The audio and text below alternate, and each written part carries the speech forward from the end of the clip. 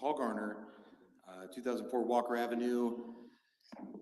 I really don't want to be here. I really hate coming down here. I've been coming down here for 10 years on this stuff. I want to say I do support this ordinance. It needs to be amended. I would also say that let's talk about ordinances. Let's talk about resolutions. You say you want a resolution. I say, screw that. Pass something with some teeth. Pass an ordinance. If I need to remind folks, it is the duty of the council to both pass and enforce ordinances. And to the question of how do you enforce ordinances? Well, there's lots of ways you can enforce an ordinance. You can write consequences into that ordinance. You can consider cutting a budget for a department that has abused your resources and you're not getting a return on your investment. Crime is high. We got more cops than we've ever had, and it doesn't seem to make a difference. All the folks hemming and hawing about, oh, well, how did this even happen? Well, where were you for the past 2 years? Where were you for the past 10 years? I know someone sitting out there was here when I was down here. You used to call me Clurb when I'd come down here, talking about Clurb. We need some basic police accountability. And we were demonized, we were criminalized, we were called lawbreakers at heart by Kip Conrad. I had a whole PowerPoint presentation that was just screenshots in violation of the consent decree of my Facebook. And I'm just one person. I broke down and cried the other day because I'm thinking about all the fucking people I have dragged down here to. Mr. Garner, Mr. Garner, Miss Young, have him removed. I think about Mossy Mack. I think about Claudette Taylor. Those are people who are still alive but suffering from PTSD because of the way they were treated and then re-traumatized by dragging them through a clerk process that y'all have done jack nearly shit about. You're right. I'm done, man. Like, I don't care how important every bridge tonight. The volleyball, because it doesn't exist anywhere for 10 years.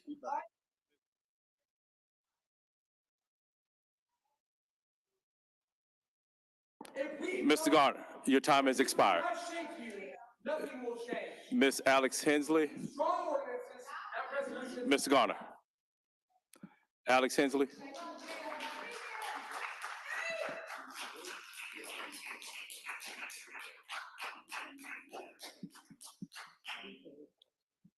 Alex Hensley. Okay. Our next commenter is Beatrix Will or Weil. I apologize if I mispronounced your name.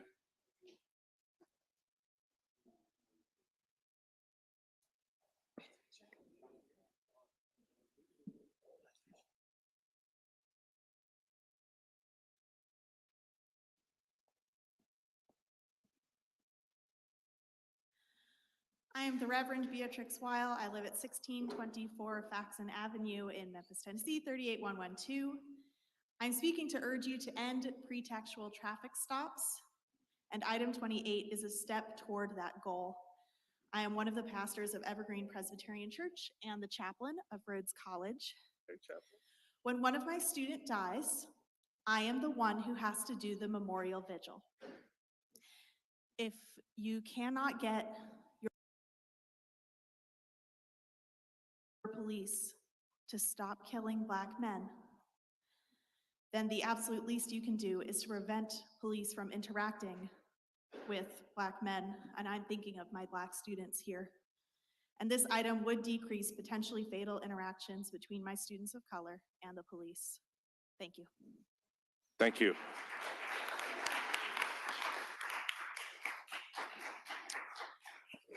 Our next commenter is Adam Nelson.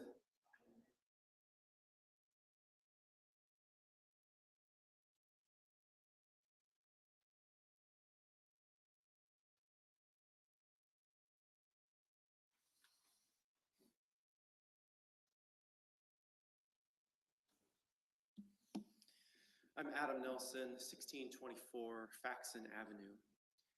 Back in 2016, a young man that we'll call Jordan was pulled over for lacking insurance. He was fined, and because he did not pay the fine on time, his license was suspended. Jordan was then pulled over 4 times in the next 3 years.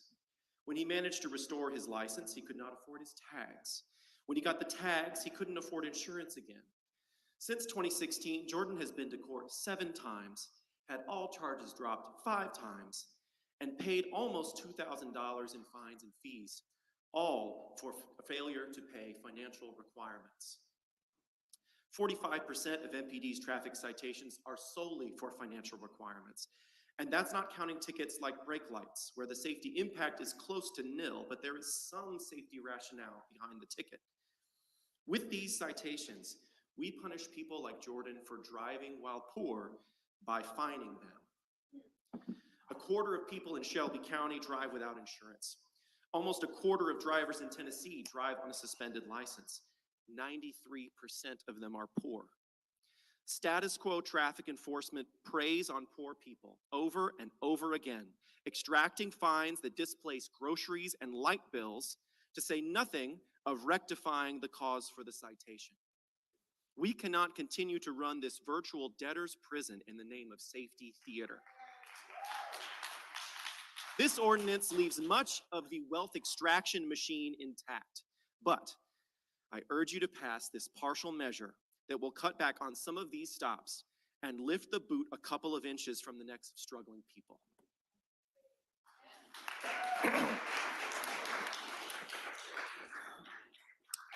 Amber Sherman.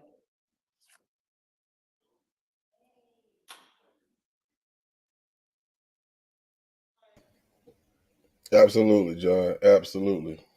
My name is Amber Sherman, 6070 North Belgrove Cove, Memphis, Tennessee. First, I just want to say, as a constituent of Councilwoman Patrice Robinson, and considering that this incident happened in her council district, I'm honestly pissed and disgusted that she didn't feel like this council meeting was important enough, or we're discussing ordinances to prevent this. Name and address for the record. Huh? I said it. Address. I'm pissed and disgusted that she didn't feel like this council meeting where ordinances were being discussed to prevent this happening to someone else was important enough for her to attend. But she was available last week to do an interview with CNN when they called her. Like, seriously, where are your morals at? You on vacation, but you were open and available to be real performative last week, and as you have a chance to actually take action, you're MIA. In reference to this agenda item, I agree that it should be passed, but I also implore the council to amend this ordinance to add in the language from the ordinance that decarcerate Memphis has sent to all of the council members, and that ordinance of which was actually written by the same person who wrote the Philadelphia driving equality law. Lastly, I just want to say it's really concerning to me that the majority of Black folks being murdered by police are initially making contact via these pretextual traffic stops, and Councilman Worth Morgan is pushing back against that.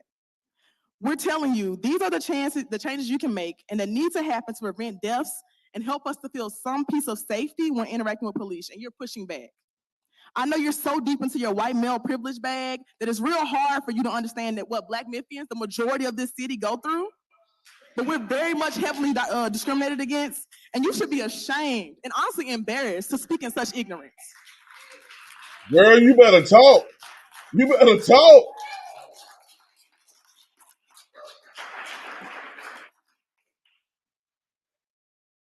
Our next speaker is Kathy Temple.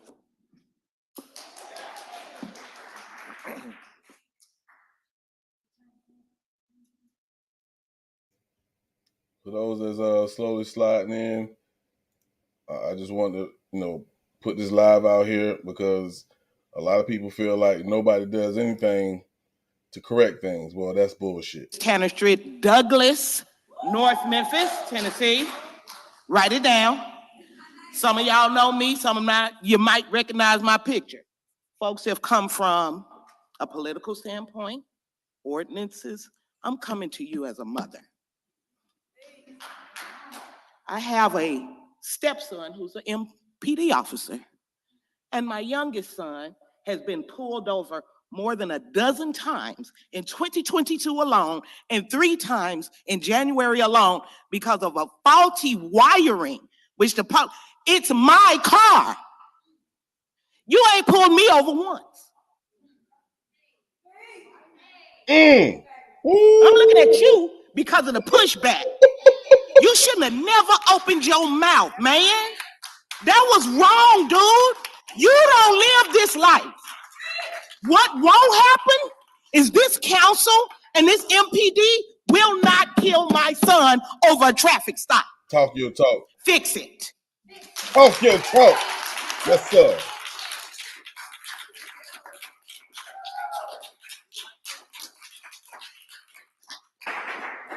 Our next speaker is Mr. Casio Montes. Okay. So seeing no other members in the queue to speak on this item, Madam Comptroller, will you please prepare the screen for the vote on this item?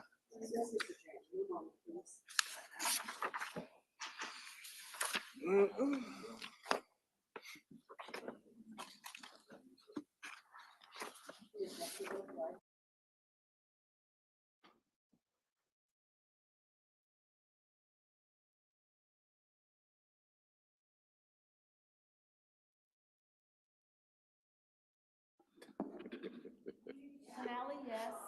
Carlisle, yes. Colvett, yes. Easter Thomas, yes. Ford, yes. Johnson, yes. Logan, yes. Morgan abstained. Vice Chairman Smiley, yes. Swearingen Washington, yes. Warren, yes. Chairman Jones, yes. That item passes.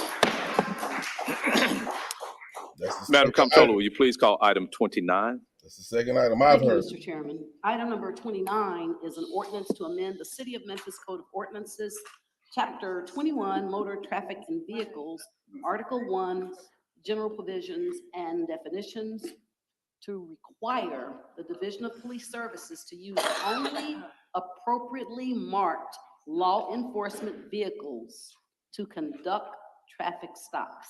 Up for first reading, ordinance number 5850 is sponsored by Councilwoman Logan. Thank you. Councilwoman Logan. Thank you, Chair. Colleagues, it's important that, as we've said today, it's important that we continue to take deliberate steps and clear actions to keep the citizens of Memphis safe during routine traffic stops. This ordinance before you today will ensure that when citizens are stopped, they can be confident in the legitimacy of the stop and that it is being conducted by the Memphis Police Department. The intent is that appropriately marked law enforcement vehicles conducting traffic stops will be less threatening for citizens. And I want to read some of it. Whereas the Memphis City Council desires to reform practices of the City of Memphis Division of Police Services that may jeopardize the safety of the citizens of Memphis. Whereas the City of Memphis is granted authority to the running of automobiles within its corporate limits under Tennessee Code annotated 55-8-101 and Section 68 and 77 of the city's Home Rule Charter, which vests the Legislative Council or body of the City of Memphis with police powers to regulate the use of its streets, alleys, thoroughfares, rights-of-way, and public places for the protection of the health, safety, and welfare of its citizens. And this ordinance the provisions of this ordinance are hereby severable, and if any of these sections, provisions, sentences, clauses, phrases, and/or held unconstitutional or void, the remaining of this ordinance shall be in full effect and full force. And I so move. That item has been moved Already by moved. Swearingen Washington. She beat you to it. Seconded by Councilwoman Johnson. Councilwoman Johnson, you're in the queue, followed by Easter Thomas and Warren. You're recognized, Councilwoman Johnson. Okay, I have a question. In reference to this, are you saying under no circumstance can an officer stop someone in another car, not the marked cars? Are you saying under no circumstances? No, I'm not saying that. I was saying routine traffic stops.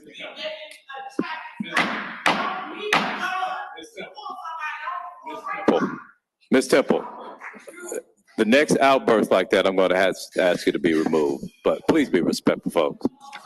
Ms. Johnson. That's my question. This is dealing with just routine traffic stops. Again, are you saying that the regular officers cannot or will not be able to make such a stop if they're not in one of the specified marked cars? If it's in their pursuit, if they're unmarked car in a specialized unit or something like that, in pursuit of what they do, that's different from traffic stop. We're just talking about routine traffic stops and traffic laws. That's what this is saying, speaking to.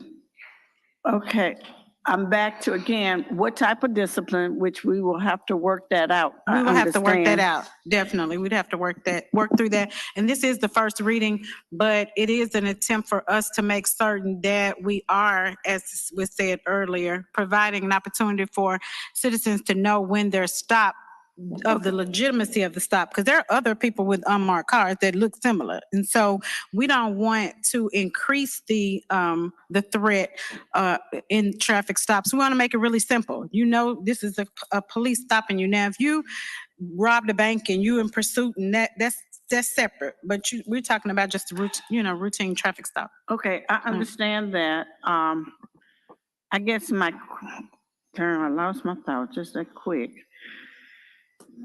Okay, at the end, it says the effective date. In order to implement this, there's gonna have to be time in order for those cars to be striped, or those cars markings or something to be changed. Okay, how are you gonna use the basic police cars and change them so people will know, okay, they don't want anything but a traffic stop? The police cars are If I already. may, Ms. Johnson, I think you're reversing it. Well, think about a regular plain white Charger. Okay, What she's saying is that car can't be used for routine traffic stops. okay, unmarked car. Unmarked, right. Okay, You know, I thought you you'll had a see, separate set of car. Okay, No, okay, no. okay. saying like if you see, there might be white, there might be black. Right. Those can't make, if I run the red light, Right. they can't I'm pull in me agreement, over. total Now, agreement. if I I'm got doing that. something egregious, yes, they have a duty, they have a sworn oath to uphold the law. We're saying just for routine stops, disregarding the red light, they didn't come to a full stop before they made a right-hand turn. Okay. That's what we're talking, is, It has to be defined. That's the key. You gotta Define define routine it. traffic stop. If you don't, then it's Uh, very big. The law does. microphone, please. Sorry. I think the issue that we're going to come down to, and we've got time, but you're going to have to define in writing what is considered a routine traffic stop, or you're going to end up in an ambiguous mess. So it's going to have to elbow grease into a routine traffic stop as defined as a single brake light out, excess speeds of 5 miles an hour and below, 10 miles an hour, whatever that is, or else you're going to end up in an administrative mess. If an officer pulls somebody over in an unmarked car and they say, well, it was routine to me, and then there's no document that says this is routine under the city ordinance. So I think that's going to be the kicker about what that is. State laws, traffic laws that are on the books now. Right. And so, I think this might be helpful as we're talking about this and contemplating this. Knock on wood, I hadn't gotten a ticket in a while, but perhaps if we could look at a ticket and see those different citations, I think we're sort of pulling for straws here, trying to see what would be one of those things. But if you look at the old tickets, you could see, well, they pulled me over for failure to yield or this and that. Yeah, I think that if we had that in front of us, so perhaps staff from the standpoint as we're researching this, we can look at some of those things, and that will go to helping us define what those routine traffic stops are. It could be some that we, as we spelled out in the previous ordinance, 6 different things here. It could be 30 of them, and we can say, well, these 15 here meet the definition of routine traffic stops. So I hope that we can have that. Keep in mind, these are ordinances that we're talking about now. These are first readings, and that's some of the contemplation that we're going to have for this. Okay. Councilman Warren. Thank you, Mr. Chair. I've been waiting for you to call me to say that I think that this is going to be taken care of as we define what a routine stop is. I wanted to make sure that we weren't talking about not using unmarked cars to stop people who are doing 120 miles an hour on the interstate and risking everyone's life. Okay? That's not routine traffic stop. That is not routine traffic stop. I think the devil's in the details. Yeah. This is our first reading. Let's go ahead and pass this. And let's get the details. Thank you.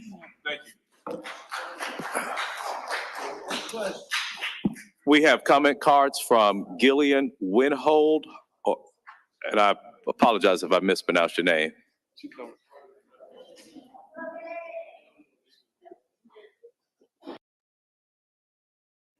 Y'all heard what he said. Y'all heard what he said. But he say the devil is in the details. Street, 38107. So I'm here to support this ordinance, but also I would urge you to include an amendment that will ban the use of plain clothes in these traffic stops. Now, having an officer in uniform with clear identification provides another layer of security. And also on that note, I'm not sure if y'all have all seen the community demands, but I would urge y'all to listen to the community. Like, these ordinances are, sure, there's something, but the resolutions and the statements and the apologies are just lip service until y'all put action to them. By passing the ordinances, by removing or stopping pretextual traffic stops, by removing law enforcement from traffic completely, and really like actually tangibly listening to the community and bringing in voices of people who are directly impacted by these processes, who know them intimately, bring them into the decision-making process as you're doing this. Thank you. Thank you. Richard Massey, followed by Amber Sherman. What's going on, Cold Pepsi? Appreciate you for sliding through, Beeb. Richard Massey, 614 Coaster Drive, 72364. There have been 622 people killed by law enforcement during traffic stops in the last 5 years in this country. Of course, people of color have disproportionately been impacted by this preventable crisis. One of those people so happened to be one of Memphis's own on January 7th. Now we have the ample opportunity to acknowledge the humanity of Tyree Nichols, which is what those officers ultimately failed to do. By ensuring that inherently flawed practices such as pretextual traffic stops, the use of unmarked vehicles, and plainclothes officers to account for low-level offenses are removed from protocol, to establish that a broken taillight, expired tags, a dangling air freshener, failing to signal, and other minor violations never result in a reprehensible murder of a man again. The phrase, "I am a man," has resonated throughout our city since the sanitation strikes of 1968 galvanized the country.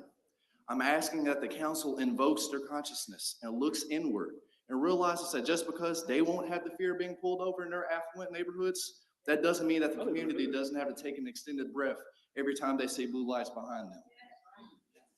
Thank you.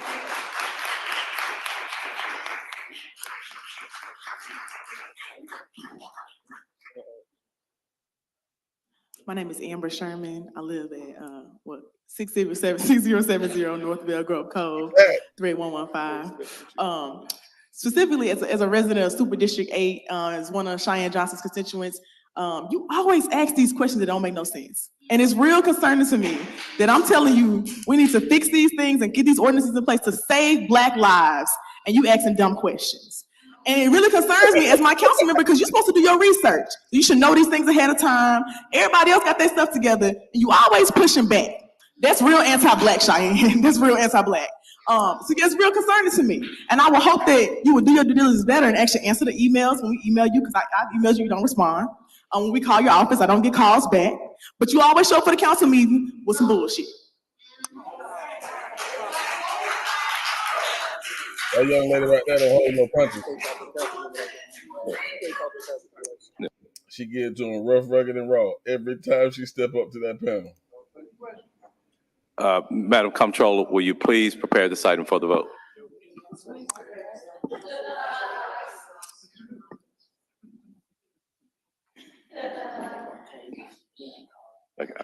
Council members, you may cast your votes.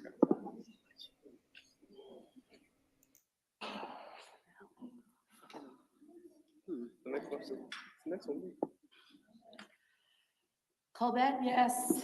Easter Thomas, yes. Ford, yes. Johnson, yes. Logan, yes. Morgan abstained. Vice Chairman Smiley, yes. Swearingen Washington, yes. Warren, yes. Chairman Jones, yes. Thank you. That item passes. Ms. Sherman, you will not be allowed to address the council again in this meeting.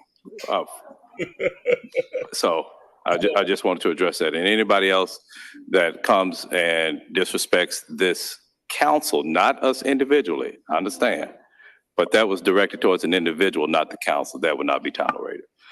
Madam Comptroller, will you please call item 30? Appreciate you, John, man. Link in the chat, man, if you want to come up here with me, man. If you wouldn't send it, Item number I wouldn't 30 know about it. is So I an appreciate you, man. ordinance to establish a public safety reporting protocol in regard to disposition by the Memphis Police Department of recommendations by the Civilian Law Enforcement Review Board, better known as CLERB, to the Memphis Police Department regarding CLERB's disposition of complaints involving police misconduct, the use of deadly force by police officers, and deaths and injuries of persons occurring while in police custody. Up for first reading, ordinance number 5851 is sponsored by council members Smiley, Canali, and Carlisle. Thank you, Madam Comptroller. Councilman Smiley, Canali, and Carlisle. The floor is yours. Thank you, Mr. Chairman. This ordinance is essentially amending what we are currently calling CLERB, and I think we've all heard from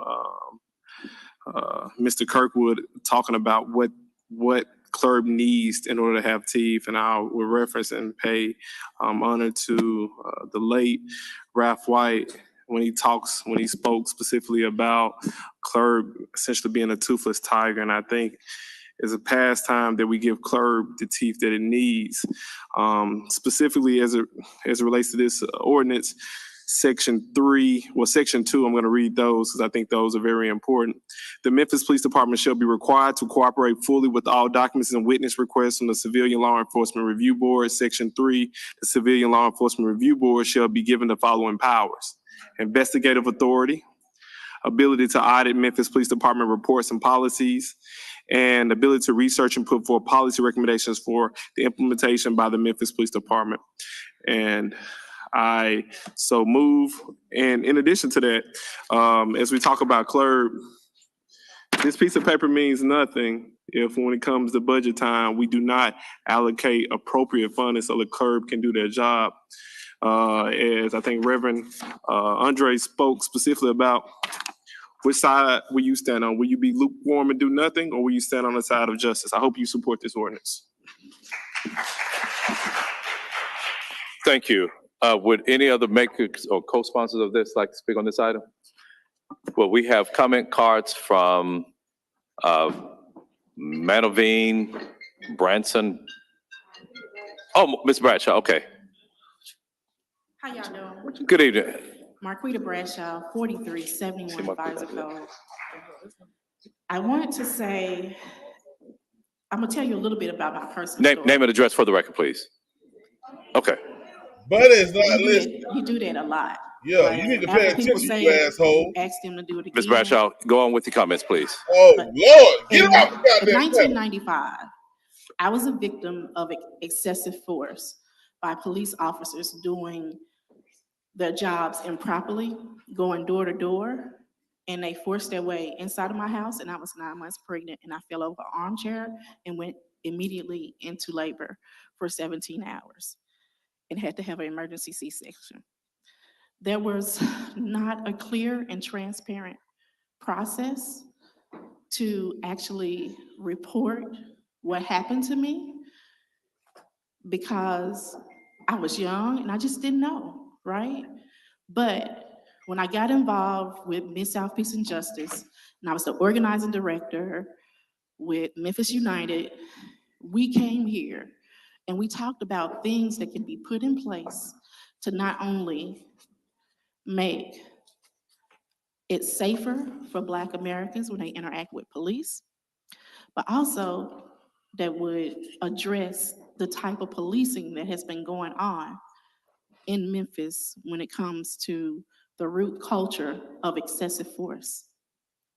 And we see those young men and we look through a restorative justice lens, we fail them because the independent process of CLERB should also have a way that they review quarterly mental health, the firm that does the mental health assessments to make sure that we are not continually hiring people who have these violent tendencies.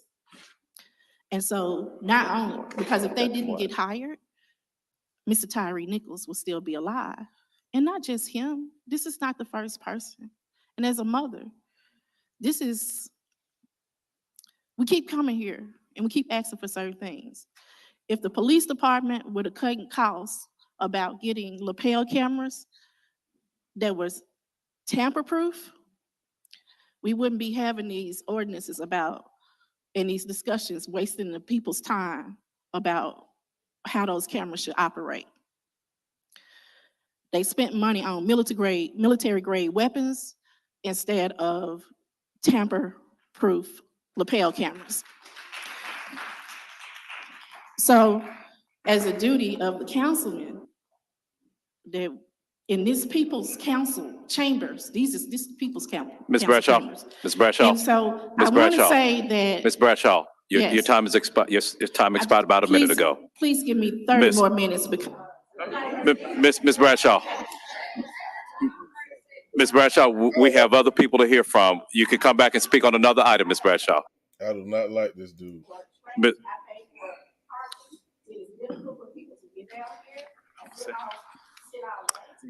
Ms. Bradshaw, you are interrupting other folks' time. Do we have other items, other members of the public that would like to speak? We're treating everybody equally, Ms. Bradshaw. Ms. Bradshaw. Ms. Bradshaw, this is a meeting of the council in the public, not a meeting of the public. Ms. Bradshaw. Mrs. Bradshaw, I'm going to ask you to sit down so we can hear from the next person.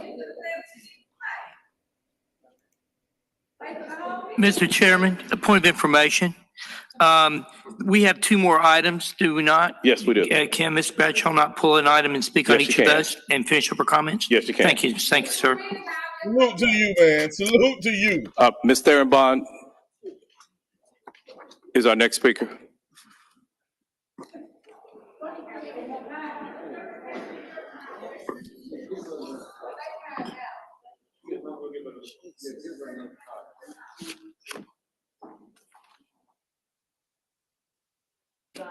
Seven North Somerville Street, Memphis, Tennessee, 38104. If one of you all is pulled over and have a less than pleasant interaction with police, whom do you call? CLERB is for us unelected folk to use as an intermediary for justice. Members of CLERB don't have everything they need to be successful, but our city has a history of funding what it wants. We the people pay your council salaries. We the people pay Mayor Strickland's salary. We the people pay the police chief and all associated members of MPD's salary. When we the people lose a member of our community, it is us who bear the emotional and financial implications. When someone from the city of Memphis is sued as a result of officer-involved murders or incidents, guess what? It's we the people who pay the price. So I ask you all today, are we getting our money's worth? Talk your shit. We the people have repeatedly asked for all MPD officers who were involved in the murder of Tyree Nichols to be named. Yet we are constantly told to wait while we are fed some procedural reason as to why we can't have it now.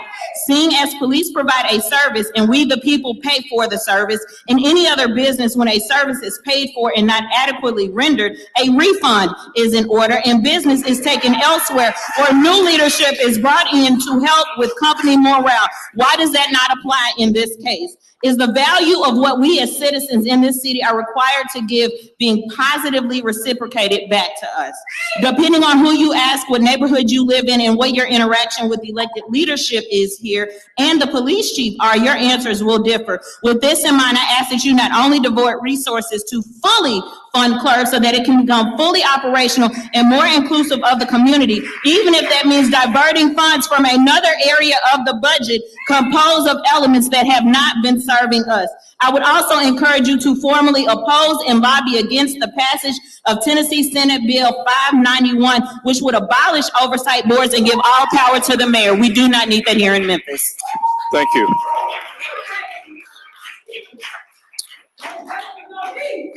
Seeing no more speakers in the queue to speak on this item, Madam Comptroller, will you please prepare this item for the vote?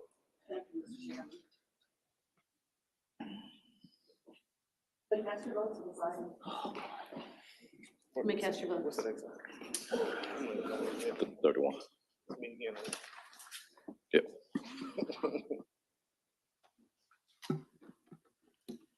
Canale, yes. Carlisle, yes. Easter Thomas, yes. Ford, yes. Johnson, yes. Logan, yes. Morgan, yes. Vice Chairman Smiley, yes. Swearingen Washington, yes. Warren, yes. Chairman Jones, yes. That item passes. Madam Comptroller, will you please call? Chair, Yes. may I make a statement? Yes, sir. Okay, the item that we just voted on with civilian law enforcement. I want Will you everybody- pull your microphone up a little bit, Mr. Ford? I want everybody to know, when he spoke today, some of you all may not have been here, but the council, he was kind of asking for $1.5 million to make sure, and we're trying to make sure we put it in the budget for this year. I just want everybody to know that that's where he can be able to be capable to hire the ones that he needs to take care of some of the business that you all need done, okay? But yes, that was, y'all may not have been here today, but that's what we talked about already, putting that money in there. He did not want to ask, and I think our chair told him he needed to. And that's why we decided we wanted to do that. Thank you. Thank you. Madam Comptroller, will you please call item 31, please? Item number 31 is an ordinance to establish an independent review process of Memphis Police Department incidents involving the use of excessive, unnecessary, and/or deadly force by police officers and deaths or serious injuries of persons occurring while in police custody. Up for first reading, ordinance number 5832 is sponsored by Council Members Smiley, Carlisle, and Logan. Thank you. Councilman Smiley, Carlisle, and Logan, you're recognized. Thank you, Mr. Chair.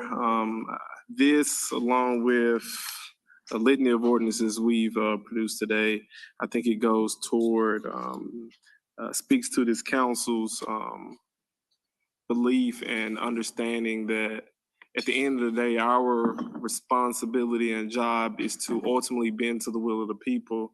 And I think we've had several individuals who came and addressed this body, and rightfully so. Y'all do elect us. Y'all do determine what policies are appropriate in our city.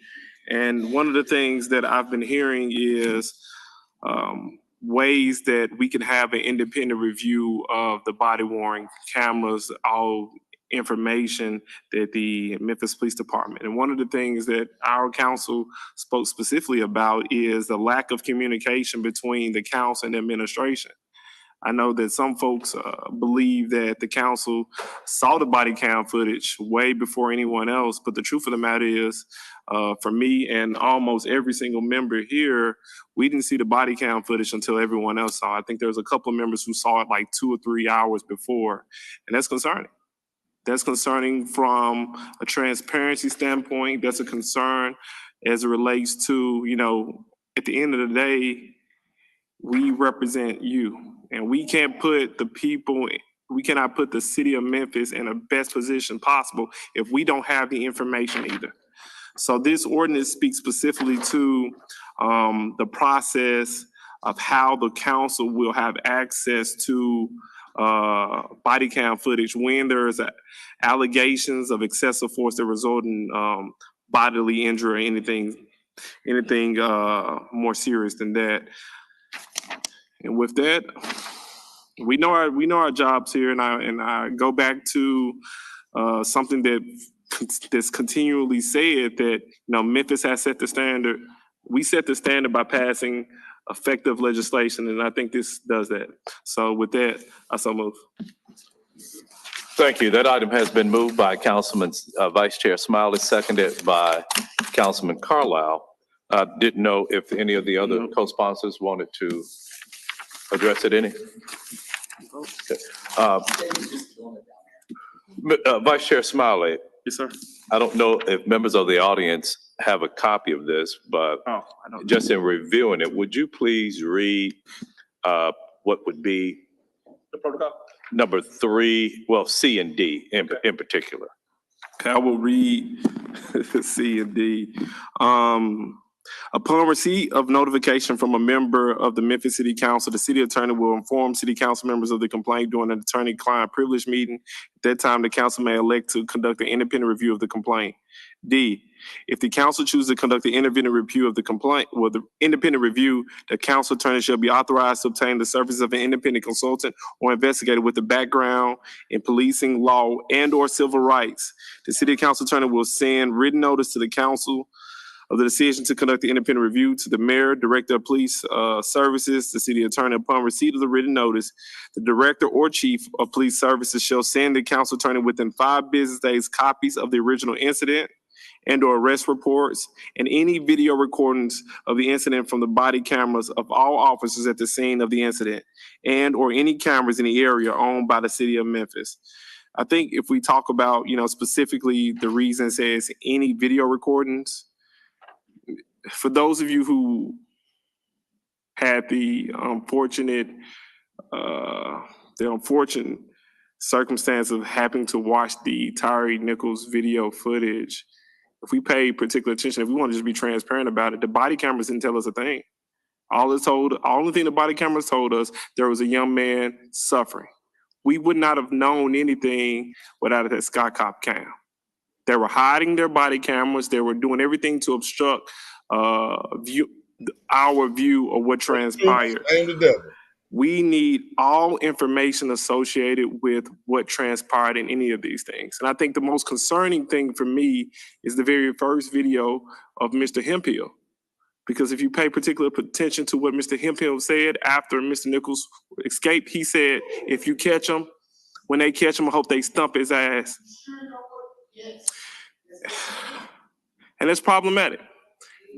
If we want to change, if we want to create change as it relates to culture, we have to drive out anyone with that mentality. And we can't drive out anyone with that mentality if we don't know. I believe this ordinance gets us closer to where we want, and which is everyone wants to see justice. I think this gets us closer there. Thank you.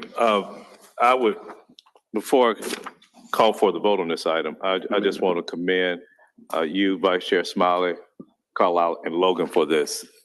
Members of the public, what we did not have prior to this, we didn't have a mechanism in place for us to even to request it. And so I hope that you look at it from the standpoint we are addressing this concern. This is just the beginning of things. We're not going to solve everything on February 7th. We're not. Big facts. However, Big we facts, want Sean. to put things in place. The ordinance requires 3 readings, but I really appreciate this part where we're addressing in a similar incident. Hopefully we won't have a similar incident to Mr. Nichols, but if we do, we have this in place to address that. And from releasing the body cam, any other type of video evidence that we have of incidents like this, this gives us the ability to do so. So thank you for doing that. Seeing no other members in the queue, council members, the screens are ready for your vote.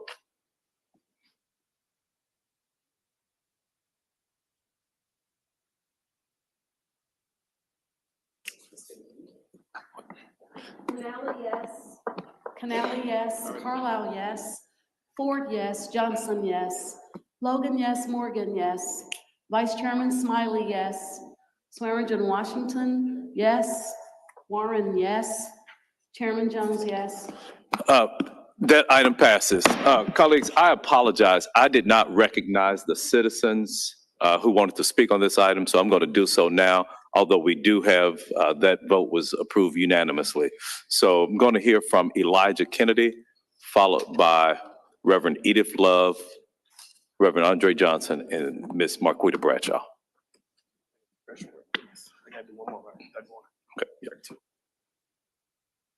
Hi, my name is Elijah Kennedy, 2012 Walker Avenue, Memphis, 38104.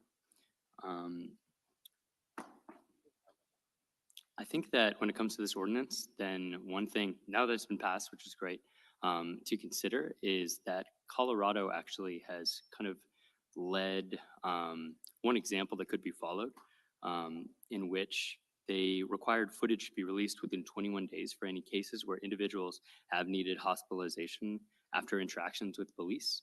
And so I know that an investigation will be prompted according to this ordinance, but the public also should be privy to that information.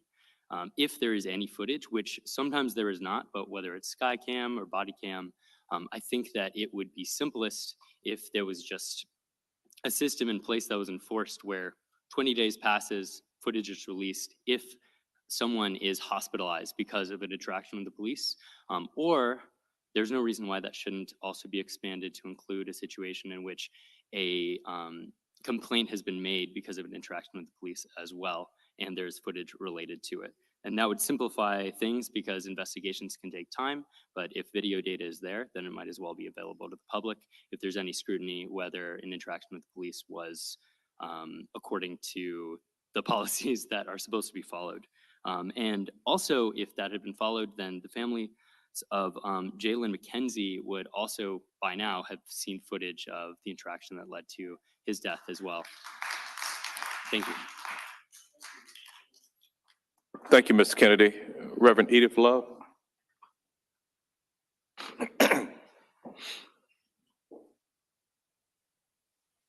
Edith Love, 2005 Nelson Avenue, Memphis, Tennessee, 38104.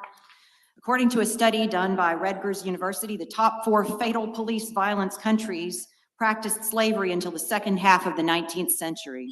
These issues are not distant history, they are a direct legacy.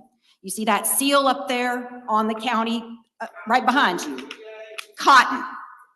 It's right there. Slavery is there too.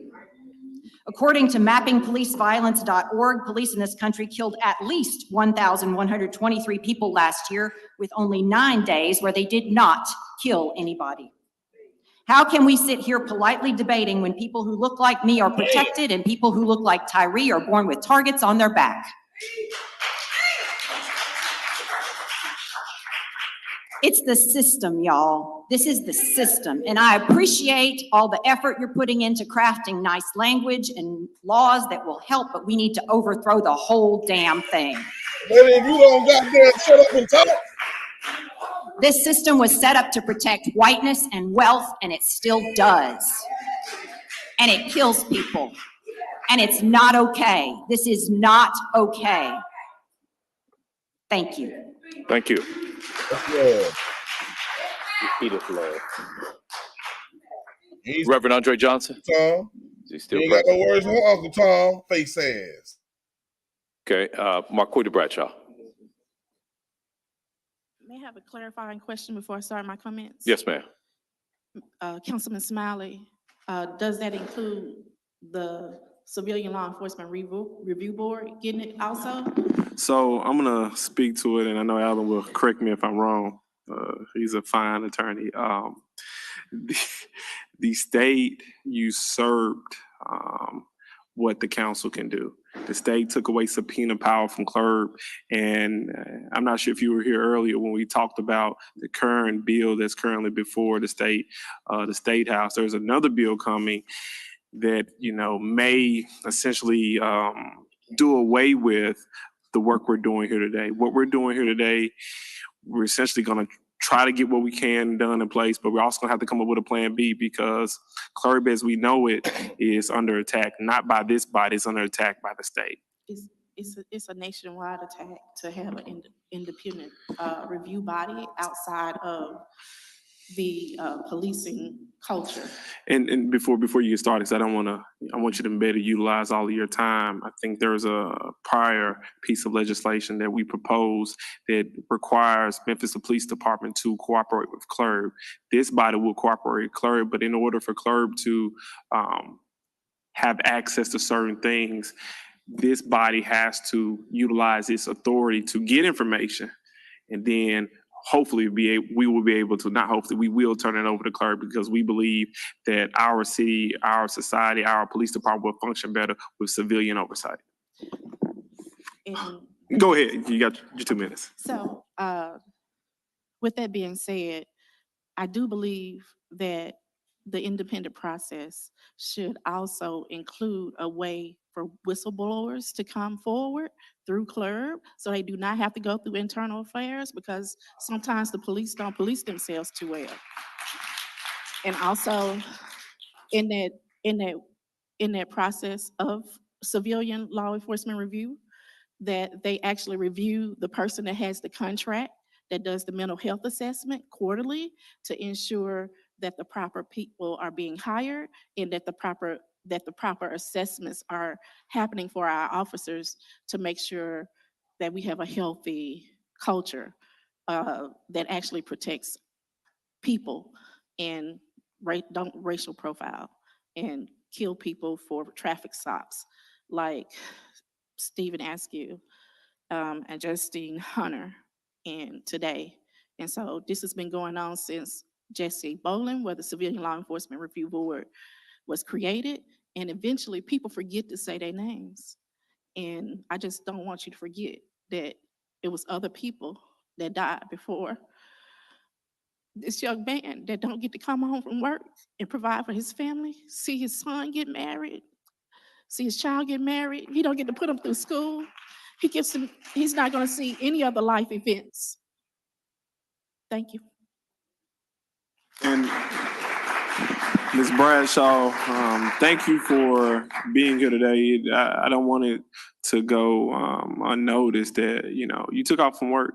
I think that type of commitment to justice is where we all should be, willing to sacrifice to make sure our city, make sure our brothers and our sisters are okay. So thank you on behalf of this council. We appreciate what you're doing. And I appreciate your suggestion about whistleblower. I think we can take that into consideration. And Attorney Wade and our Chief Security Officer, they're gonna have a lot more work on their plate, but it'd be for justice. Thank you.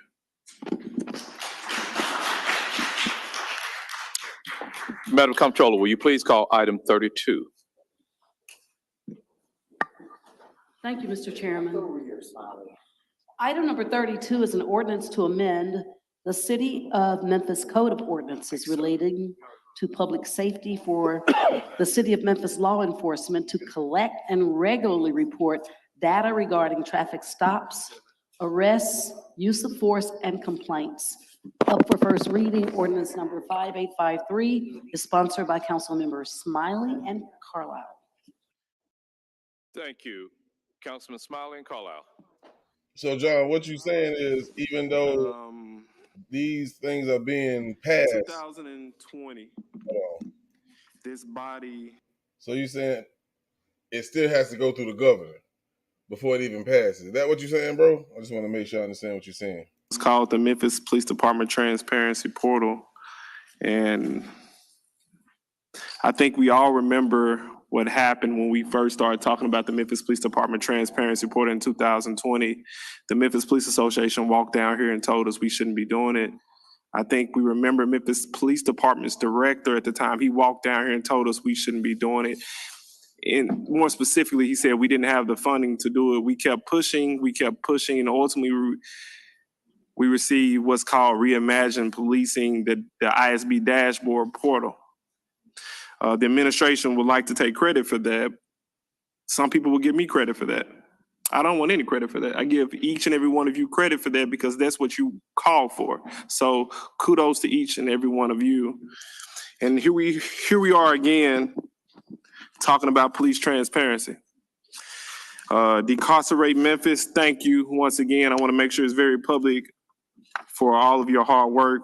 We're creating this transparency ordinance. I think one of the things that stands out to me about this particular ordinance is what happens upon the initial encounter. The police officer will be required to take a very detailed report. The report speaks to a lot of different things. I think what makes it different, it talks about the reason for the encounter, the date and time of the stop, the year, make, and model of the vehicle, the primary reason for the stop, the actions related to the traffic stop that will warrant such a check or stop. If the traffic stop resulted in any use of force, it'd be detailed in the report. Why, if there was an arrest. But at the very end of it, I know a lot of you always ask, what's your badge number? What's your name?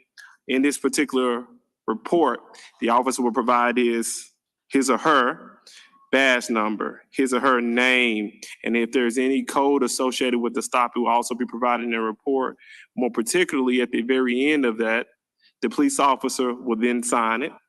The individual who stopped will then sign it. That police officer will go to his vehicle, take a copy of it, take one himself, and also provide it to the citizens. I think that's the type of transparency we need going forward if we want to ensure people are safe.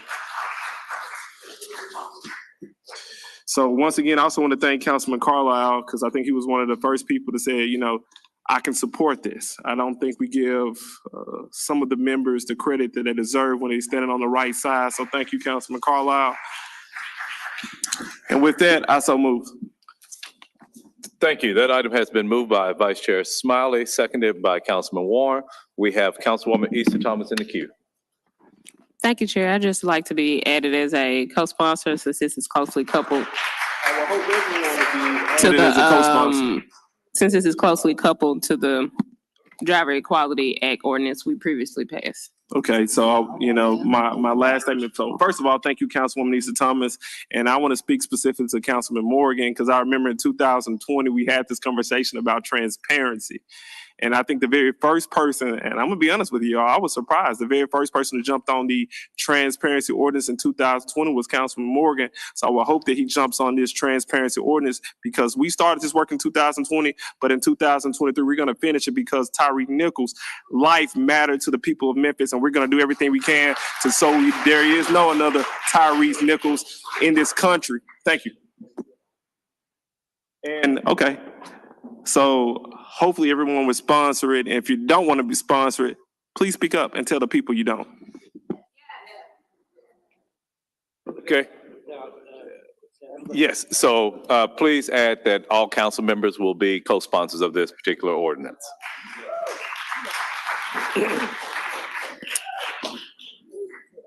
We don't have any other council members in the queue to speak on this item. However, we do have comment cards from the public. First, we're going to hear from Laramie Wheeler. We're going to hear from the people before we vote. I actually inadvertently had public comments before we voted on it the last time. So this time we are hearing from the public before we take the vote. Hello. My name is Laramie Wheeler, 1001 Monticello, Memphis 38107. I hope and I expect that you will all support and pass the ordinances that Decarcerate Memphis has presented to you that were professionally written and well thought through. I know that these things take time and that they require readings. So my question to you, because people are dying, is how fast can you read? How quickly can you get this done? Because today you have made some exceptions. Today you have pushed some things through. Tyree was the 4th person to have died within just a matter of days, maybe a month, 2 months.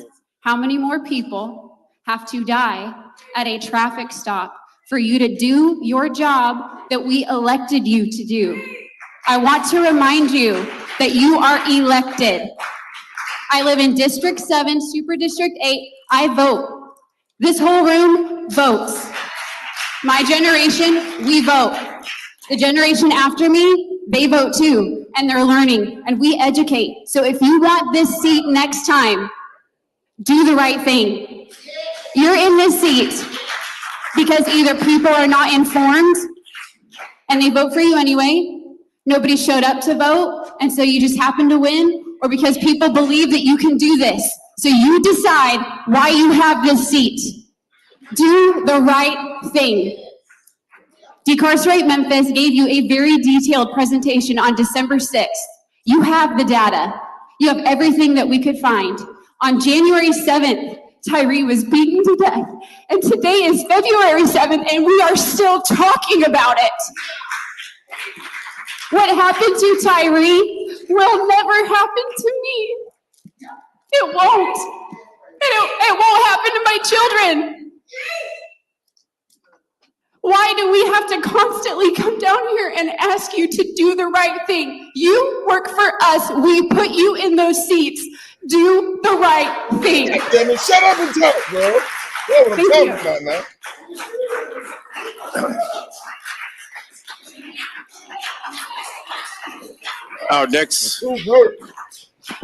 Our next comment card is from Alice Pettit Miller. That's not allowed. That's not allowed. That's not allowed. But you can speak. You have the right to speak for your 2 minutes. Misinformed. My name is Alice Miller, 2038 Walker Avenue. And I want to thank you for the climate, for one. I could see so much more give and take and respect for the public, and it needs to keep going up that way. But I want to, first of all, say I see a big difference from over the years. I primarily want to say I want to see the ordinances that were recommended by Decarcerate Memphis. I want to see them passed. And I understand this is first reading. I want to commend you all for making ordinances here, that seeing this, not just resolutions, that we need things with teeth, strong teeth with it. The eyes, the hearts, as we all know, are upon us where we feel it's. Let's show example from this at this point on, definitely. And just want to say, let's, move on. We're going to continue to move on. Thank you so much tonight. Thank you. Our next comment card is from Carrie Swartz.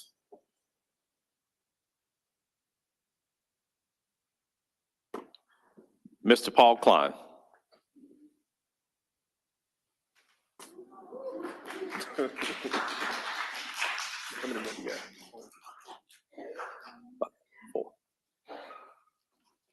Thank you.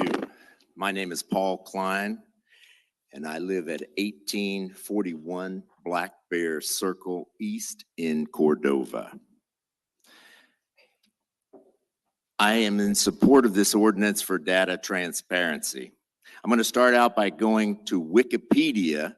The expression, the elephant in the room, is a metaphorical idiom for an important or enormous topic, question, or controversial issue that is obvious or that everyone knows about, but no one mentions or wants to discuss because it makes at least some of them uncomfortable or is politically embarrassing, controversial, inflammatory, or dangerous. I stopped by here today in all my white privilege, and by that I mean that I've been pulled over several times in different cities for no tail lights, no license plate lights, and not only did I never fear for my life, but I always got off with a warning and no ticket.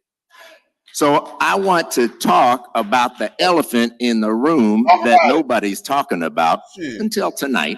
And that is the culture of white supremacy that is so pervasive and ingrained in our system that it would seem okay for a black police officer to stop a young black man on a pretext that he's a criminal and then proceed to beat another black man to death, thinking they'll get away with it because of their position in law enforcement. All the talk that I heard this morning about improving hiring and training is the assumption that we have to weed out just a few bad apples. But I'm here to tell you that the problem is so deeply systemic and ingrained with anti-black racism and the viewpoint or belief that young black men are generally criminals. So police training can't be the solution. It's going to take a community-wide effort and change the legal system that makes money off of traffic tickets and keeps people in poverty. If you believe that poverty and crime are related, then we're perpetuating poverty through our traffic enforcement. We are legally keeping people in poverty and debt from tickets, fines, judgments, and incarceration. Pass item 32. Thank you. Our next speaker is Josh Adams, I'm sorry.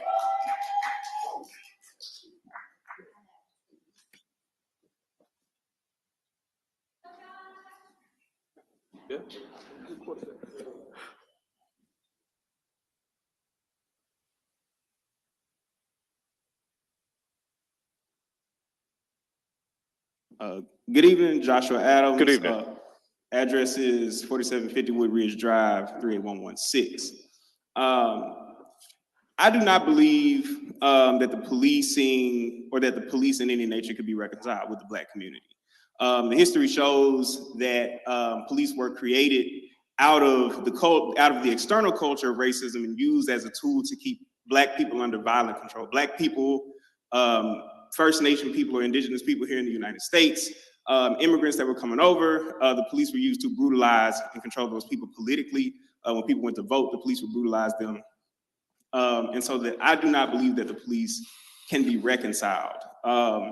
One thing that we ought to know historically when we're making policy around policing is we should have at some point decided to read Michelle Alexander's The New Jim Crow. In 1984, there was an operation called Operation Pipeline, which mandated that police officers use pretext traffic stops as a way of enforcing the war on drugs. This created, we all know, an extreme disparity in policing throughout the country. And those tactics are still used here locally, and they will continue to be used in many different forms. And so the racism will continue. What I'm interested in are the numbers. How racist is it? Are any of these disparities actionable in federal court? And how quickly can we defund the police? Thank you. Thank you. I think that has Mr. Bodo left? Okay. Ms. Chelsea Glass?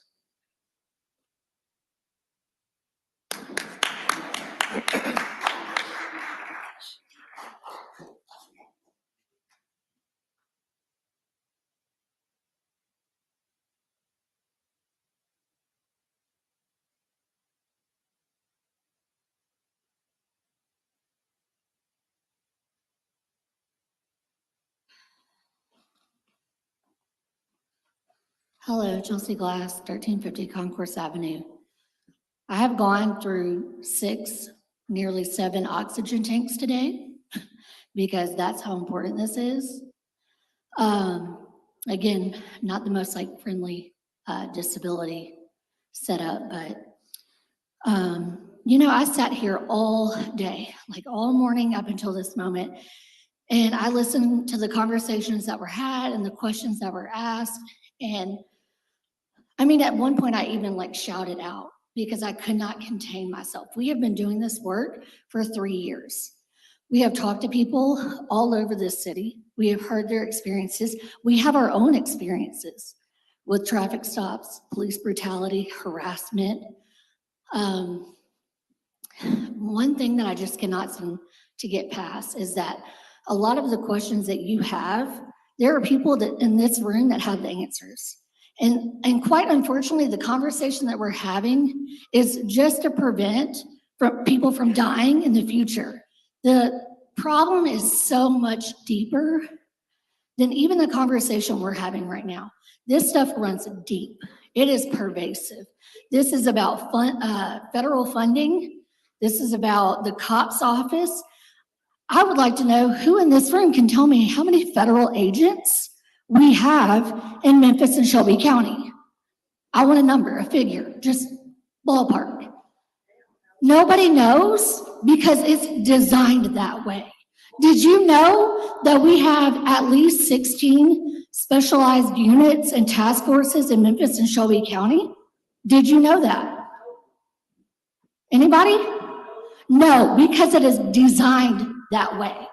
We have spent our lives the last 3 years poring over this work to prevent people from dying.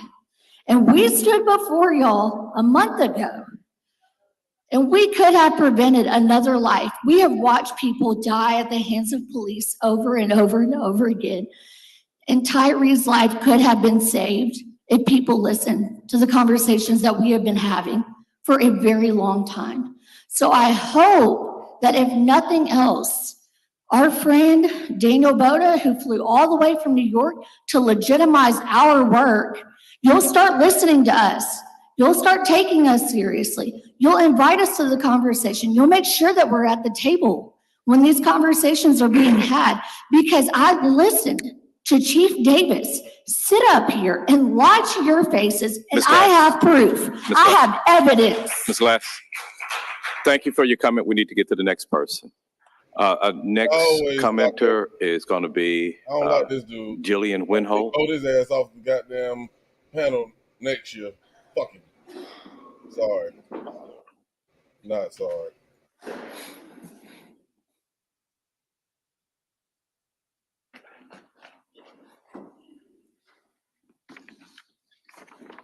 Jillian Wenhold, 683 North Idlewild Street, 38107. So I'm going to say thank y'all for, or I guess preemptively, thank you for passing this ordinance, but I want to make sure that it doesn't stop here, that y'all keep going, that you pass all of the ordinances that Decarcerate Memphis hands to y'all in the language that they send over. And, you know, a lot of people who are smarter than me have been doing this a lot longer than me, keep telling y'all that this politics game that keeps being played is not, it's not the way to go. Like, we've heard conversation about this issue being about funding or about more training, and that's not it. You know, we don't need more training. We don't need to continue to codify the will of the oppressor through these like little things, right? This goes all the way back through stop and frisk, through slavery, through the genocide and forced removal of indigenous people who lived on this land. And it's not enough to just keep passing these little things and doing the PR stunts, the stuff that makes you look good. But we need to listen to the community and actually meet the demands and keep going past that, because this entire system, it's been built, and it's racism, white supremacy is in the fabric of the entire society. So we can't just do this one or two things. We need to keep pushing when the media leaves, when the cameras go away, and it's still the community who's here, and you need to listen to them and continue to. Thank you. Colleagues, that was the last of our comment cards. Seeing no council members in the queue to speak on this item, Madam Comptroller, would you?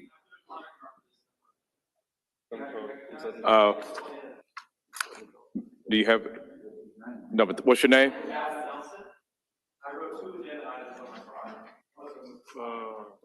Okay, well, yeah. Yeah. So for future reference, once I get the card, I hand it over. So if you want to speak on two items, I need two cards. Okay. Thank you. Yeah. I appreciate that. This is Adam Nelson, 1624 Faxon Avenue. Earlier, I shared the story of Jordan, who was hounded for years by MPD over non-safety infractions. Jordan's story is depressingly typical. We know this because Decarcerate Memphis spent hundreds of volunteer hours examining 5 years of MPD traffic tickets. Black drivers receive almost 80% of traffic citations, half of which are for safety. Citations to white drivers, by contrast, are about 75% for safety, revealing one way that drivers like me are treated differently by the color of our skin. When we rank violations by the percentage that go to white drivers, guess which violation is the whitest of them all? Officer dismissal request, in which the officer recommends the ticket be dropped. Obtaining this data was extremely slow and laborious. The public records request took 41 days, enough time for almost 9,500 Black drivers to get ticketed. We don't know how many were pulled over in that time because MPD does not track stops. We don't know what happened in 2022 unless we do another request and more hours of analysis. We don't know how many stops resulted in searches, seizures, arrests, or violence. We don't know where the stops occur. We don't know what benefit, if any, these stops generate. MPD proposes to spend over $250 million this year. The police budget is as opaque as their activities, but if national trends suggest that 42% of MPD's public contact is traffic stops, 42% of $250 million is $105 million. We need to know what we are getting for our money. Pass data transparency so that we can know how many people have experiences like Jordan or worse, like Tyree Nichols. Thank you. Thank you.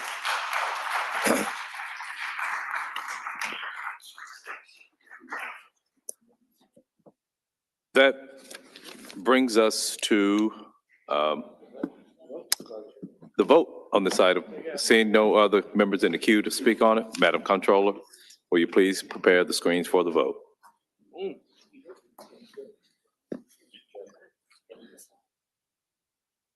Pinelli, yes. Carlisle, yes. Colvett, yes. Easter Thomas, yes. Ford, yes. Johnson, yes. Logan, yes.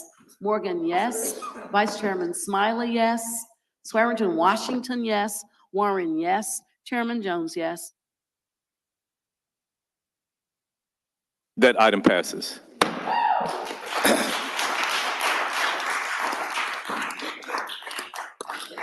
That brings us to our same night minutes. Vice Chair Smiley, will you please read the same night minutes into the record? I think I was too excited that, okay, I'm ready now, y'all. Once again, before I read these sentiments, thank each and every one of you for showing up. I truly believe that your presence here made a huge difference. It's not easy pushing reforms, and when y'all show up, I promise you it makes a difference. So thank each and every one of you. Same night minutes items are 10, 11, 12, 21, 22, 23, 24, 25, and 26. And I so move.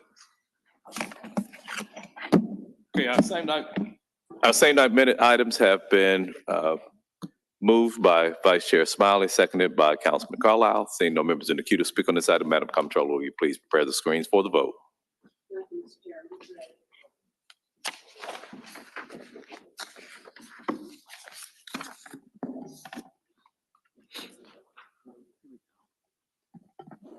Canali, yes. Carlisle, yes. Colvett, yes. Easter Thomas, yes. Ford, yes. Johnson, yes. Logan, yes. Morgan, yes. Vice Chairman Smiley, yes. Swearingen Washington, yes. Warren, yes. Chairman Jones, yes. That item passes. That brings us to the section of our meetings where we hear from general public comments. Before I call the first person, though, this has been a long day for us all, but I still wanted to say thank you for coming down. I know that this is a very emotional time for all of us. We still have a ways to go. As I mentioned earlier, this is the beginning. This is not the end. There might be changes that we're going to have to make going forward, but I still beg you to still be engaged. We're doing your work, and I ask you to please hold us accountable. Please hold us responsible in doing so. So our first comment card is for Mr. Gilbert Carter. Mr. Carter.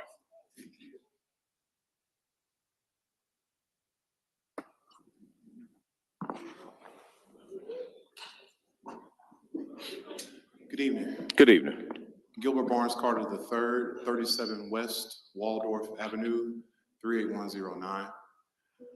I want to first acknowledge two amazing groups of people. I would be remiss if I did not acknowledge the Nichols and Wells family for their resilience and strength during this very dark time in our city's history. And secondly, I want to also acknowledge all of the activists, change agents, disruptors, good troublemakers, hellraisers, across all of our allied social justice organizations. And for the record, I stand in solidarity with Decarcerate Memphis, official Black Lives Matter Memphis chapter, and all other allied organizations and groups who are on the right side of history, who continuously and tirelessly fight for social justice, not just here in our beloved city, but all across this country. I don't believe in redundancy. So much has been said by so many amazing people here in this council chamber tonight. I will say this, as we prepare to leave, there are many other names that we are still going to call out. Make no mistake about it. Many more names of Black brothers and sisters who have fallen victim to the impunity, the wickedness of state-sanctioned violence. Stephen Askew, we're going to continue to say his name. Martavius Banks, we're going to continue to say his name. Darius Stewart. Make no mistake about it, we're going to continue to say their names. We're going to push for justice. And in relation to Darius, when DA Mulroy decides to reopen that case, we're going to be front and center. Connor Schilling deserves to be in prison. So my time is up. Thank you. And lastly, all power to the people. Thank you, Mr. Carter.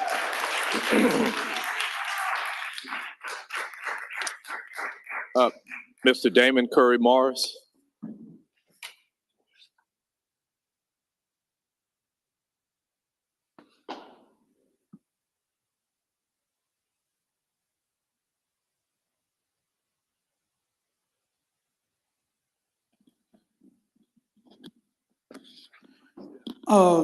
Damon Curry Morris, 1529 Dunmore Road, Memphis, Tennessee, 38114. We've heard a lot of things from a lot of people, and I'm tired just like y'all tired, y'all. You know, I'm gonna sum this up because some people was trying to hit it, but they wasn't hitting it correctly. I'm not trying to step on anyone's toes, but you cannot and you will not reform a system that was put in place to do exactly what it's doing. So I've bought, and y'all know this ain't about me. It's always about the people with me, okay? Councilman Jones, Councilman Smiley, we've had several conversations, and what is the first thing that I can say when I come to you all? It's people in this street out here suffering, okay? I have with me tonight Miss Irene Douglas. Many of you don't know her because her story didn't get a lot of media attention. This is the mother of the young lady that was killed in the Uber Eats shooting. This lady has went several months, and if you all will sit down and hear her story, you will understand. And I'm gonna give you a piece of it, how she walked into the medical examiner's office and her daughter was on a table laid open and all her organs had been removed. No one had helped her. She went and shut down I-240. And she was placed in jail. No one has helped her. She's been battling court cases and everything else. I just want to see y'all to look in the eyes of the people. This is what I do every day. The eyes of the people. When people can't get y'all, they say they send y'all emails and everything like that, and y'all haven't responded. Guess who they call? Me. Because they know I'm gonna stand up and I'm gonna say something, whether you like it or you don't, okay? Because one thing is constant with me, the truth was not designed to make you feel good. Y'all have a good evening. Thank you, sir. That's right. Next, we have Lisa Mull.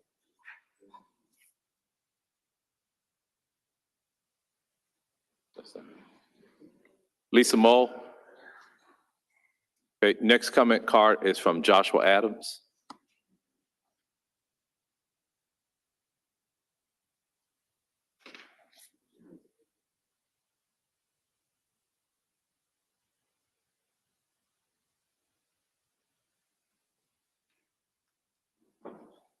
Good evening again. Joshua Adams, decarcerated Memphis. Sorry, my address is 4750 Woodridge Drive, 38116. Representing decarcerated Memphis in the official Black Lives Matter Memphis chapter. Cheyenne Johnson, this morning, you made a remark that I think that you don't understand how oppressive it was. You said that the city is bleeding, but it's gonna have to bleed a little bit longer. And I don't know who you think is gonna do that bleeding.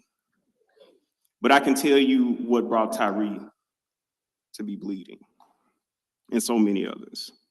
And same as Worth Morgan did, similar to what Chief Davis did in their language, is that they coupled two things that had nothing to do with each other, and those things were violent crime and reckless driving. Those two things are not the same thing. When they coupled those things together, what ended up happening was that the police were given a programming, and they knew that they could treat certain people who were driving a certain way with a certain level of violence and disregard for their lives to make them bleed. And Worth Morgan, you asked the question, why doesn't it happen to you? And those were in the words of your police chief when we presented on December the 6th one of her responses was that we have crime nestled in certain neighborhoods, and I don't think they pull over middle-aged white men in white neighborhoods, assuming that they're going to be committing crimes. And so the thing that I want to say is that this, again, cannot be reformed. I'm not interested in reform. I'm not interested in training. I'm not interested in culture building. Unless they're going to take a race and politics class and pass it and do all the papers. No easy stuff. I'm interested in the numbers. How many people you think got to bleed, Ms. Johnson?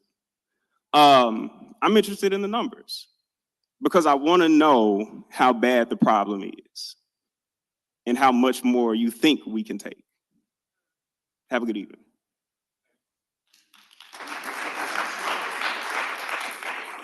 Our next comment card is from Aaron Lewis.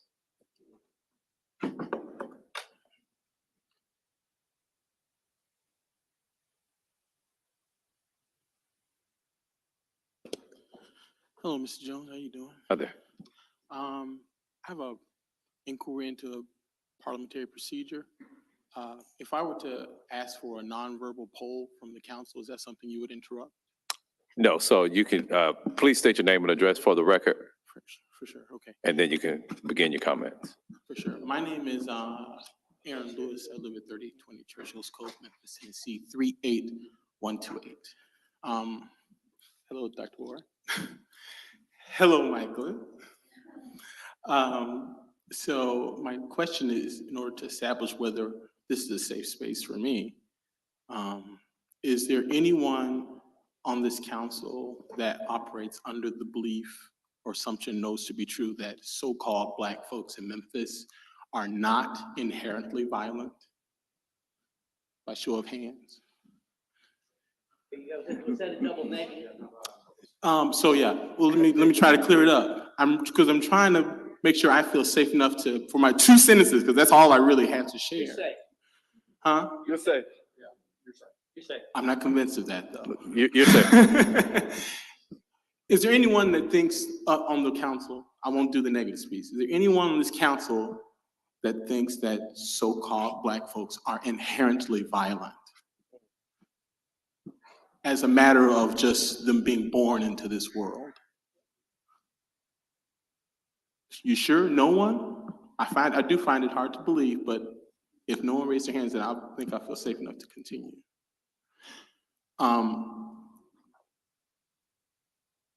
$275 million is a whole lot of money. And if $275 million isn't enough money to have any effective change in violence in our community, then perhaps it's not a matter of more, for sure. And perhaps it's a matter of less and a different use of that.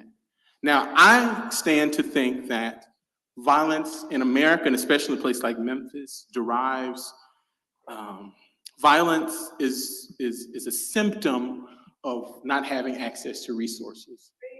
And I'd like to believe that even if that budget was cut in half, I don't know this to be true, I don't have any data available, but I'd like to think that if that was cut in half and $140 million was dispersed among so-called Black folks in Memphis, given what we know to be the racial wealth disparity here, that would have a lot more impact in reducing violence.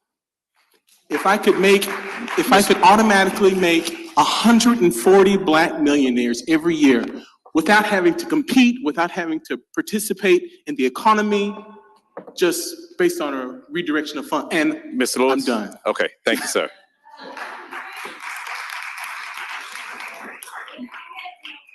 Miss Abraham, LJ Abraham. Okay. Cedric Johnson. Cedric Johnson. Ann Adams.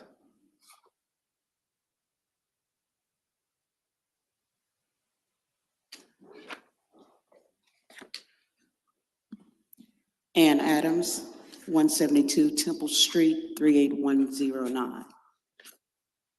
Once more, I come before you all tonight. This time I want to speak to you as someone who remembers what it's like to be young, as someone who knows what it's like to be a law-abiding citizen, to work within the law, and yet not desire to be stopped by the police, Mr. Morgan. And as a mother, there are areas that need to be addressed by stopping police officers from issuing ticket citations, period. The PST officers need to be the ones doing that job. Every police officer needs to be required to have 2 years in service as a PST officer without a weapon. It gives you an opportunity to see their customer service skills. My heart goes out to Tyrese Nichols' mother. Difficult for me to say his name because every time I think about him, I cry and I think about my own child. As a mother who shortly before that incident had the police in my front yard, in my car, no one called them. I live on a dead-end street. They were coming up towards the car where my only child was sitting with his head down playing video games. And until I stepped out there on that porch and asked the question, what's the problem? How can I help you? I have no idea what the intended fate was for my son because the police officer retreated. In my neighborhood, I got pulled over because my window was down on my car. No other reason, Mr. Morgan, law-abiding citizen. Just because my window was down. So your experience will never, ever be anything like mine. I was born black. Ms. Adams. I will die black. Ms. But Adams. I don't want to be murdered just because I am black, and I don't want that fate for my son or any other brown skin. Ms. Adams.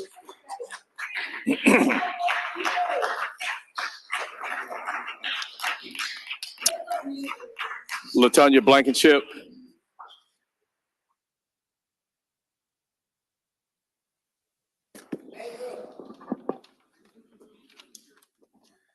Well, my conversation with you will not be about the Tyree Nichols and the amendments. It's about being here on behalf of the students of District 4. We have a circus that's in District 4 that our children cannot even afford to go to. The tickets are $47 a piece. How do you expect our children to even dream or think better or just explore different things when they can't even afford to go to the circus that is in their district? Martavis, you know how I feel about the children. And we're not babies. See, Ms. Blankenship, why can't I go to the circus? Do you know how much that hurts? Because they cannot afford to go to the circus. It's in their neighborhood. I had a former student who called me yesterday. Her and her partner and her daughter went. They spent $300 to go to a circus. A circus when I was younger, and it used to be right there by Cherokee Bowling Alley. The tickets were $20. 20. Just imagine. And the tickets were like $20 now, 10. So whoever made that contract with this whole circus, and I don't have anything against them, but please next time make sure it's affordable for everybody. Thank you.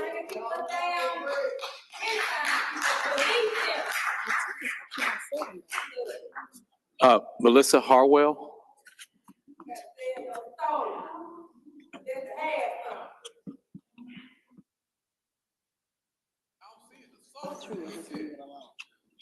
Cause you know everything.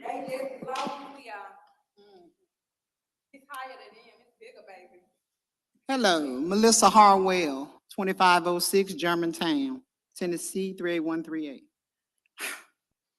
First, I was here all morning, and today is a special day for me because it's my deceased son birthday. So you know this got to be very important to me, people. I listened to CJ and the fire chief this morning. And for the fire department, when I was I'm 49. I've always looked up and respected the firemen here because they do a great job. I don't know anybody who can go in. I ain't going in a burning house. So I've always looked up to them, and to see that they stood by and did nothing. And they stood up here today before all of you and lied. They made excuses. That's what they did. And we all blame CJ, but I guarantee you, who run our city? Mayor Strickland. I ain't heard nobody got on his head, but I'm here today to get on. See, we need folk that care about us folk. He doesn't care about anything but making our city look pretty. We don't need that. Because see, one thing about it, people, ain't nobody gonna come to Memphis. If our crime is like it is, who wanna come? Our citizens here, we barely wanna be here. And I myself, I'm forced to be here. But boy, when I say, and I'm not gonna be naming out folk up here, but I got a few I want to, on the bad side and on the good side. But just know, we look at y'all facial expressions. It speaks volume. Your demeanor, it speaks volume. And just know, see, I can't vote. And that's a long story on another thing. But I tell you one thing, I know so many folk that can. And when I speak, I got a big mouth. You better ask them about me at jail east. I got a big mouth and I speak. And when I speak, they listen.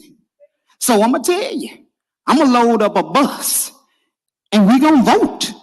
It ain't going to be me, but we watching each and every one of y'all. So we know who going to be back in office come January. The 1st of next, the 24th. A lot of y'all won't be sitting right here, I guarantee you. And I'm finna go. But we need to get Strickland out of here for one. Ever since he's been here, this city been destroyed. Let me thank my folk before I go in, sir. No. Ma'am. Okay. Thank you, Mr. Smiley. Our next person, Michael Patterson. Oh, Lord, let's not speak on the commission. Michael Patterson. Right there. Kudos to y'all, because y'all fuzz, baby. We know and we know who won. Get off. Lisa Bennett. Lisa Bennett. We need some folk that care about us. And baby, kudos. Lisa Bennett. Kudos to you. Bless you. And y'all too, bless y'all too. But all these other nations, and watch it out. And you won't get in there, especially you. Now put me in. No, it don't have to just here, have to tell these two. Give me my paper, baby. Give me my paper, man. Hey, you know, it happens at jail, these two, y'all sit up there and gave them all that money for a new roof. That John Binker Road, you better go check out jail. Some of y'all might need to go sit up in there. Mold everywhere, roaches. Miss Bennett. Y'all gave them all that money to fix a roof. Ooh, shame on y'all. So keep looking for me, because I'm fighting up there. If y'all keep me, I'm fighting up there. You come hard.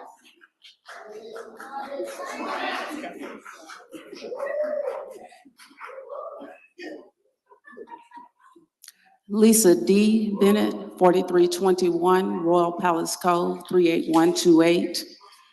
I'd like to speak to a couple of things. Number one, I know this has already been stated, but I just want to add my own anecdote to the statement made by Councilperson Morgan. I, a decade ago, was stopped by a police officer on my way home from a night out with my girlfriends. And I stopped at a gas station because my high schooler son asked me to pick him up some M&Ms. And so I did. And as I left the gas station, a police car followed me, pulled me over. And that police officer asked me a few personal, very personal questions. And he didn't let me leave until I said, I got to get home to my husband. I've never been married. The only male at that house was my high school son. That happened over a decade ago, and I'll never, ever forget it. That happened to me as a Black woman. And I know we're talking about some very serious issues here with the murder of Tyree Nichols, but it's those everyday little things that lead up to the murder of a citizen like Tyree Nichols. Now, I watch city council committee and council meetings online, and one thing that I've noticed is when nonprofits come before you all, they have to come with the PowerPoint that has the goals, the metrics they're using to attain their goals, what data, how this dollar is being used. But when MPD comes and other departments come, they can come up here and finesse y'all. They never answer your questions. They don't come with specific data or metrics either. Yet they get the money that they want every time. That's unacceptable, y'all. So if these little nonprofits got to come beg for $5,000, then MPD needs to come with their data to beg for their 42% of the budget. Thank you. Thank you.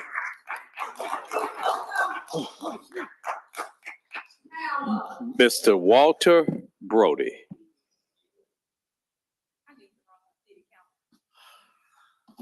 Wow. My name is Walter Brody. I stay at 4256 in that better code. Oh man, we need Jesus right now. You know, I hear a lot of people talk about the police and, you know, a lot of criticism. I say this.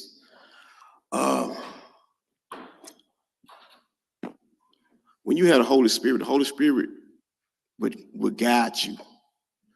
And when it guides you, it would guide you to do the right thing. Now, you know, I told my nephews and my brothers them how you deal with the police cops. And I told them, I said, give them respect, pray for them, and be humble when they pull you over, whatever, if you're doing right or wrong. When I get out of bed each and every day, I plead the blood of Jesus over my family. I plead the blood of Jesus over the police. I plead the blood of Jesus over all our leaders.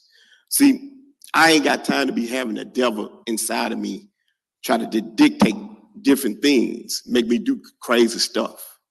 I'm giving everybody respect. God hold me accountable. Not only holding y'all accountable or the police accountable, guess who we're holding accountable? Y'all too. God holding all of y'all accountable. So we got to go and do the right thing.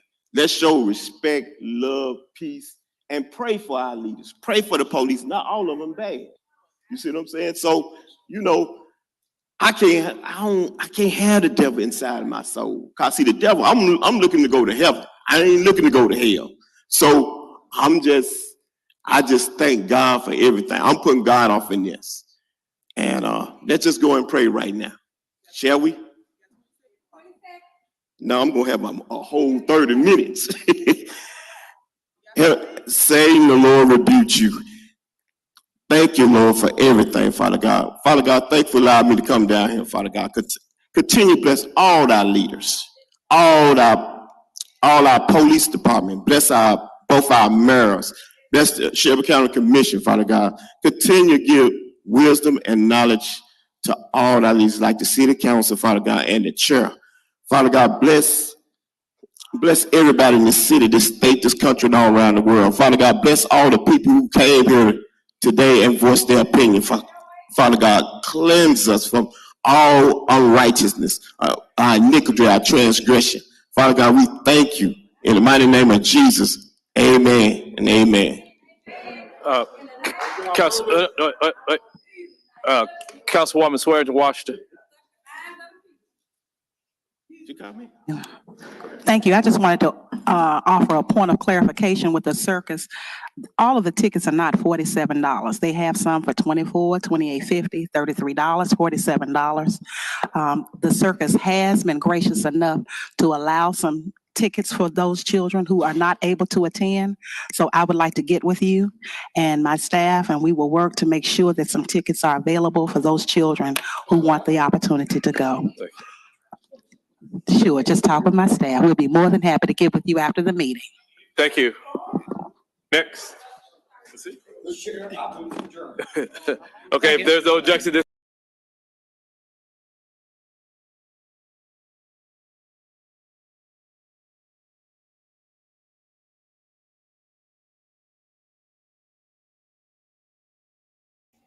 My assumption is they stopping it because it's just all hourglassing.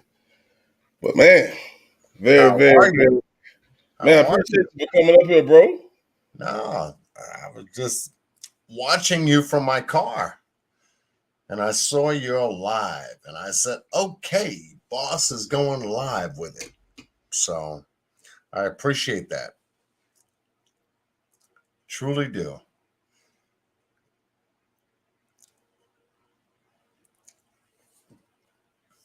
Where'd you go?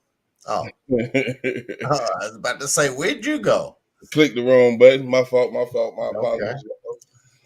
Yeah, man, that was very informative. I really enjoyed watching it because we know when we have these particular situations that happen in the Black community, you know, we as the Black community who actually wants a change to happen, we speak on this is what we need to do. They are doing it. Yeah. They are doing it. And I was proud to actually see that. I feel like, but I had to just be happy that they were doing what they were doing, just a few that were there, man. Yeah, no doubt.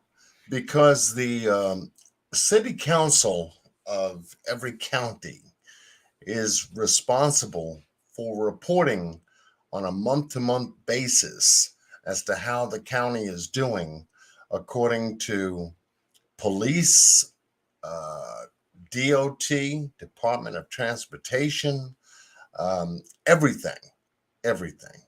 And so when they got this story, which in my perspective, they were the last person on the totem pole to get this story, and it's been a while, right?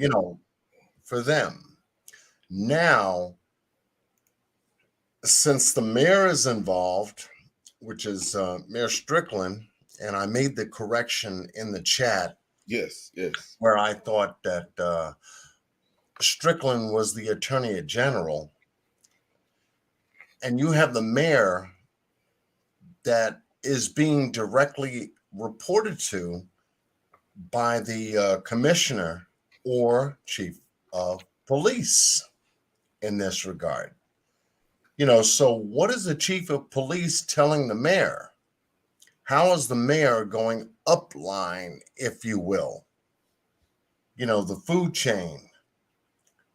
What's being said? How is it being said? So yeah, the chief of police is now being scrutinized for a lot of things going backwards. And I've always said, like we went back into the roundtable discussion, and 8:24 is not it. 8:24 p.m. is not it. Something has to go backwards to get to 8:24. Reach. How did he get there? Where was he coming from? None of that has been disclosed. Where were these cops before 8:24? And why did they culminate at that particular time to do what they did? And I've always been, looking at this story as well as you and 54 Keys, the real story is never at the beginning. The real story is before we get to the beginning. Before we get to the beginning, the point of origin, where did this come from? And how did it get here? Is more the answer to the question as to the reason why than anything else. Because when we know what the beginning is like, then we can understand the why a whole lot better. Right. Yeah. And that goes back to what I believe she's the chief of police, her stating that they don't have evidence to say that there was reckless driving. So Right. are they going by where the video started that we saw? Yep. There's something else that she saw or did not see that we did not see, if that makes Right. any sense. Right. You know what I'm saying? Was there footage where you didn't see anything go wrong, but you saw them pull him over? We want to see that. That's what we want to see. Right. Right. So when you know that there is a point of origin, everybody knows, come on, everybody knows that to get to where everybody else is in life, there is a point of origin that starts everything going forward. Everybody knows that. Anybody who else experiences this thing called life, as we all do, knows that. It's not, rocket science. If you're in a relationship with someone and your relationship starts to go south somewhere, and women are good at this, and I must say we got a good one on our team called the Round Table. She goes back down south into the point of the beginning. How did I identify where I believe where this came from? And she reminds us of that always. And I appreciate that a lot because it makes me think. I go back and say, okay, where did this come from? Point of origin. How did this start? Right. Where did this come from? Do you think somewhere in the of course testimonies, when this is taking a trial, that has to come out, don't you think? Yeah. Because you can't start from where you pulled him out that car. You can't. You got to tell us what happened prior to that, which we never see. Right. So I don't know. I don't know if they thought, personally, that it's gonna be a cold blue type thing where they was just gonna ride with them.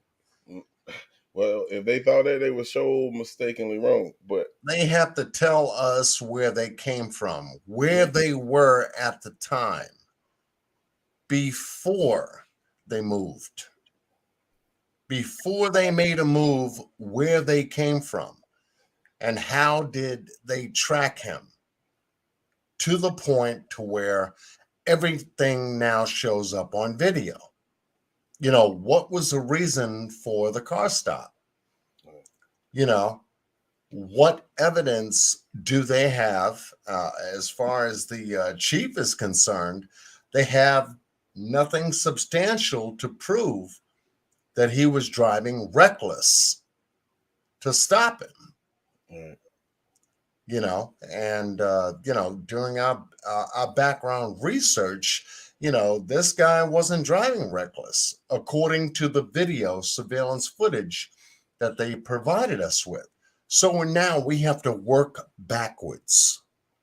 Right. Where did he come from? Number one. How do you track this guy? What was he doing? Where was he before you came in contact with him? What was he doing? What gave you suspicion that this was the guy to follow, you know, and everything else. Now, where were you? Did you get a call? Was this private information based upon somebody else telling you about this person's whereabouts? And for what reason? Why? You know, and the more you think about it, you know, hypothetically, allegedly, if this guy did have some kind of connection with his ex or his wife at his job in some way, shape, or form, and this guy called Tadarius, I forget his name, but the police officer whom she's connected with in this case, you know, and kind of got a flare up on himself, you know, he's in his feelings about, oh, who is she talking to? Kind of thing. Then the wrong thing may have taken place at that point in his mind that he let his crew know about. You see, like I said, everything begins in thought. Yep. And this whole case is nothing but thought. One after the other, after the other. That's what creates point of origin as well. All right. Now, I know I'm gonna keep you long, but I have a question on, you know, this particular live and why we actually went live, which they're trying to get some laws changed within Memphis. And I don't know if I was live at the time when they spoke on it, but it was like 6 minor traffic infractions that people get pulled over for in Memphis. You know what I'm saying? And I'm pretty sure they got similar laws in different states, because we know different states get different laws. But they was trying to limit the reasons or the petty reasons of why police pull you over. One of them was bumper missing. One of them, you got your tag in the window instead of on the back of your car. One, because you got something hanging from your rearview mirror. All that type of stuff. Those type of minor traffic infractions can lead to the death of someone, especially a black man. Correct. My question to you is, with those, and I know what you said, it got to go through the governor before it even get passed. But if it does get passed, why wouldn't other states adopt that, man? Because of what's going on. This ain't just happening in Memphis. You know what I'm saying? Right now, it got a spotlight on Memphis because of what happened. But like they said, Tyree wasn't the first person this happened to. Right. So I just feel like, do you think that's something that other states can start to adopt these changes? And they do. And they do. You're right. And they do.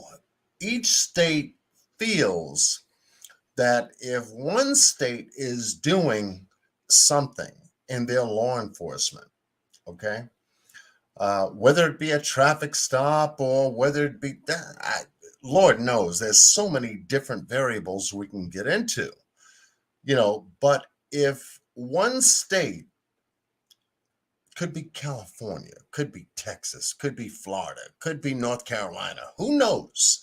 If one state has got leeway, if you will, into doing a specific thing, then the other state will feel they have leeway too.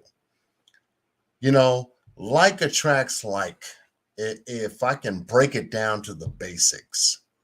Like attracts like. And if somebody else is getting state and federal funding as well as nonprofit funding to grow their precinct, why not do it? That's how they look at it. All of these precincts, if you will, there are over 18,000 police precincts in the United States, each one on state budget.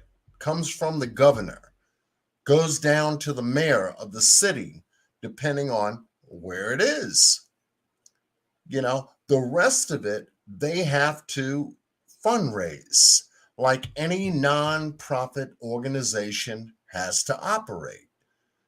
You know, we get certain funds from, let's just say, housing. Okay. Every year, housing. What programs in housing are they going to cover? And then that which we have on the outside of our programs, we have to, you know, go into fundraising, you know, grant writing, all this extra stuff to get the extra money. But I say in my mind, wait a minute, how y'all doing that? How are y'all doing that? Plus, whatever they confiscate from the street, and it's been a big question in my mind. You're going to do all this grant writing, right? Get this extra money and all this other stuff. You know where I'm going with it. Oh, yeah. You guys confiscate drugs and money from all these dope dealing situations that you guys come across. What happens to the money after you guys go to court? Nobody knows about that. What happens to the drugs after you guys go to court? And you've, you know, obviously fine. Oh, we got a conviction. This person's going to jail. They're on Rikers Island here in New York, and it could be, you know, elsewhere, you know, anywhere. What happens to the evidence? The drugs go back to the streets. We know that. Okay. See, now we're together. Yeah. What happens to the evidence after you guys find convictions? You know, and that's never said. It's never given to the public. So hence we have a hybrid of police from the last 20 years till now, driving in cars we can't see, wearing uniforms we can't identify, doing things that they do, and we don't understand. And now we get to this point where they got caught. Now they're wearing police all on their vests, their protective gear. When they come out of a vehicle or when they jump out of a car unmarked. And these are the people that have changed over time to represent community service called Protect and Serve. When we once identified them plainly and simply on the street as police officers wearing blue, twirling a stick, having a 38 revolver, handcuffs, some bullets. They didn't carry mace. They didn't carry baton sticks. They didn't carry headgear, night vision, none of this shit. All this came from the military. To deal with crime today takes a military operation more so than it does a civilian operation, is how they deemed it and how they got grants for it and how they got funding for it and how the state said, yeah, you're right. I guess we'll give you a little bit more money here. And the feds bought into it. That's how they make their money to fund all of what they've been doing over the last 20, 25 years, folks. You've been looking at it wherever you live, California, Texas, New York, or where I am, where Boss is, where 54 Keys is. we've seen this grow and escalate more so financially in the presence of the how they're able to get what they have today than anything else. And that's the crazy part about it. But great point, boss. Great point. I'm glad you actually came up, man, and shared that with us, because this is huge for me. I know it was huge for you. Yeah. And hopefully for those who... I was just hoping that you would watch it and 54 Keys would watch it. We would have some information about how city council now is, jumping on this, and they are. They're on page 1. Tonight was a first reading of an extraordinary document that they received.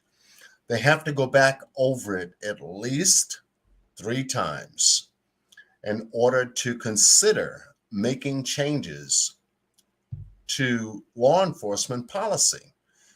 Now, that has to go to the mayor, obviously, and then to the attorney general, and then to the governor. What's the chances? What's the chances of each one of them that passed tonight completely change in law? How many do you think will change? Let me ask that question. That's a good one. Great question. Great question. We're looking for change across the board. Reform is one thing. When you reform something, there's a bill. We're not looking, the thing we're looking for is a bill. Unfortunately, somebody's got to pay for the bill. That's us. It's us. Exactly. It boils down to us, paying for the bill. Okay, so what does the bill have in it that's going to keep us safe is our question. And nobody's asking the question. If you're going to reform, okay, we need it. We need a change. Tell us, how much is it going to cost? That's number one. And how does it protect us? And now we can decide properly. But you know something? I don't know. This is what pissed me off. They make decisions without the public consent. Right. That's what pisses me off. For everyone that wants this bill to pass, and for everyone that wants to stay safe, and here's the bill, here it is in a PDF. We'll send it to you via email. If you go to this website, here's the bill. Read it. And if you find anything in the bill that is missing something or doesn't correspond to something, or it just flat out doesn't make sense, email us. And then we can vote properly according to people protocol rather than policy protocol. And then maybe we can get something done. They're not listening to the people. They're looking to hold power to govern people more so than listen to people that hold all the power from Jump Street. If we don't like what they're doing, think about it. We don't like what these guys are doing all across the board. I'm not talking about police. I'm talking about all these politicians and everything else like that. Hence, we go back into time called a civil war. Yeah. Man, out of all of the requests for law changes, there was nothing that was ridiculous at all. I think everything made a lot of sense, and I feel like they had no choice but to vote yes. And of course, when we submit these law changes, you're doing something for the people, and they tend to forget that. It's not because you have the power and we don't like your power. No, we're trying to protect the people that has to walk these streets on a daily basis. Because right now, your laws is creating a problem in the Black community and maybe some other communities. But to Yes. see those white people come in there and speak the truth, dog, that was huge for me. When the white man came up there and spoke about, white supremacy, that was a slap in their face. Yeah. And if he doesn't say that, or no other white person come up there and stand up for us, it makes you wonder, like, will they even consider what we're asking? You feel what I'm saying? Right. Right. I think they have no choice. When it goes to the governor, or goes to whoever it has to go to, if it comes back, to me personally, if any of them come back, no, that's a problem for me. Mm-hmm. Yep. And when you can consider, and you always have, what this country has been through when it comes to Black and white issues, I have a problem. I've always had a problem with this thing called black and white. We all do. We all do. It's not a positive and negative kind of thing, but every time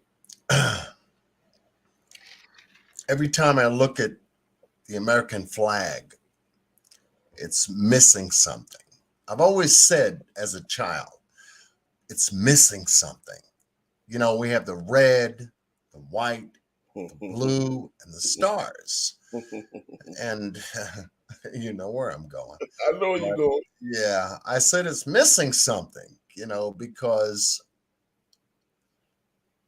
for any culture, and I'm talking about ours, for any culture that has been responsible for building this country in and of itself, and to this day, I said, where are the brown people? Where are the Black people? Where are the Carmel people? Where are the light-skinned people? People that have color in this scheme. And we're not there. We're not there. And I said, okay, I'll just keep an eye on it from just growing up. The colors of the flag have never changed, but yet I've seen our color, our beautiful melatonin color, whether you be brown, light skin, dark skin, I don't know. The screen behind me is black. The screen behind you is black. Have I really seen a real Black person in my lifetime? Not unless they are just as black as the screen behind us, but it's rare. It's very rare. You see people of a brown tone more so than a black tone, and that needs to be changed. In the demographics on an application, when you sign your name on an employment application, they ask you, what is your nationality? And you see white American, Black American, Hispanic. But if you're Hispanic, there's a little bit more to the Hispanic part in the application than anything else.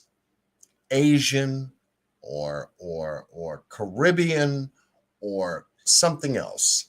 And all you have to do is check it off. And I said, damn, they have to get better descriptions as to the people that are applying for employment. And I told my employer that at one time, and she said to me, that's what they require, because I left it blank. And they use the word other with a line. It's blank.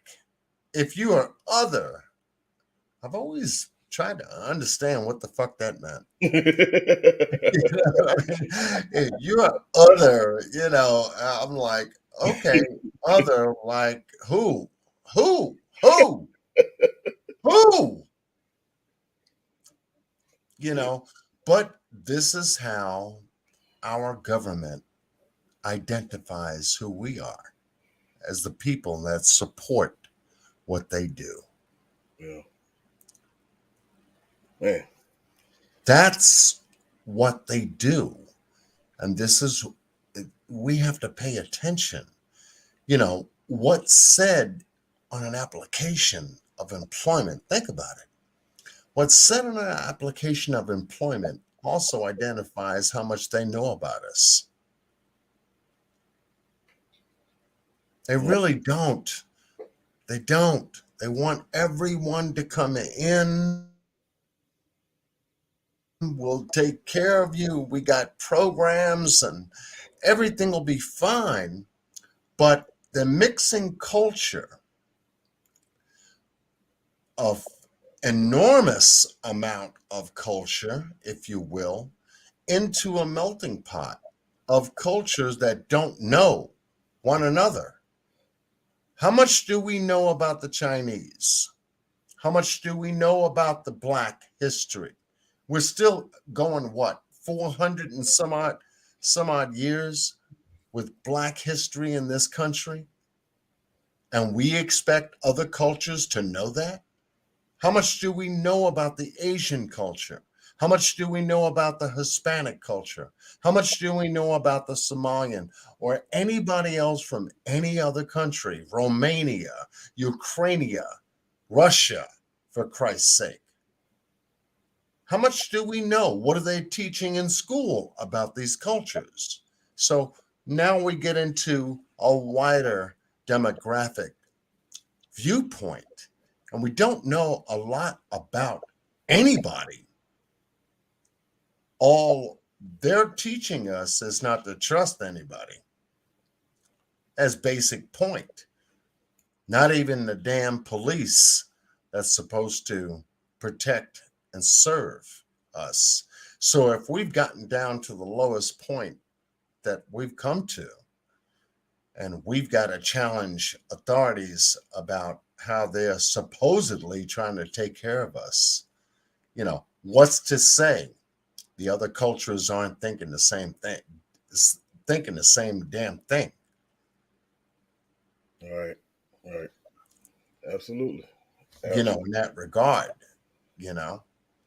But I didn't mean to take it this far, but you know how we talk. You know how we do it, man. It's all good. It's all good. I know.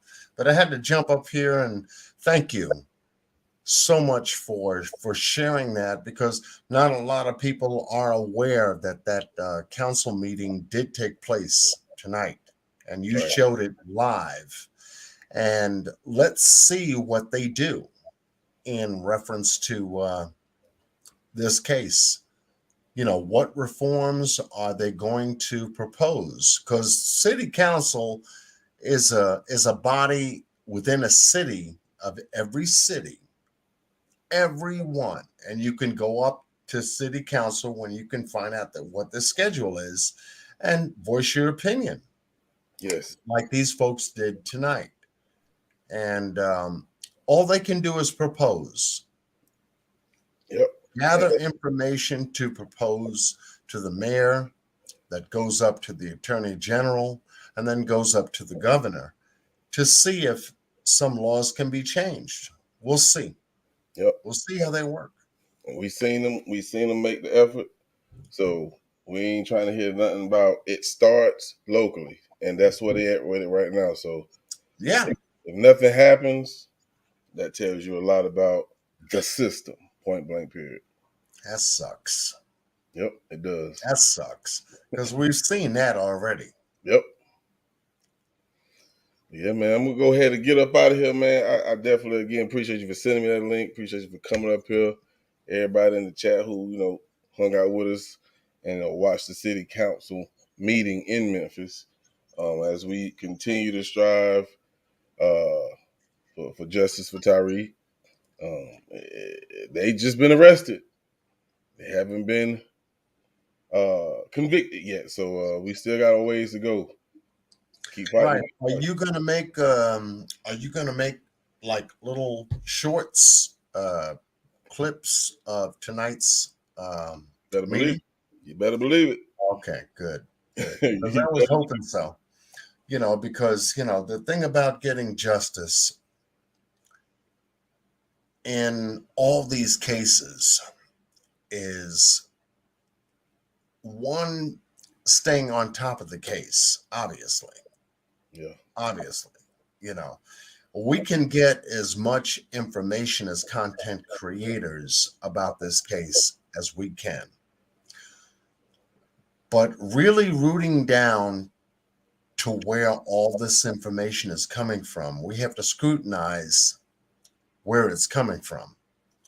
And if we don't put pressure on where this information is supposed to come from, called our officials, then we're not doing the true justice that will get justice for any of these cases.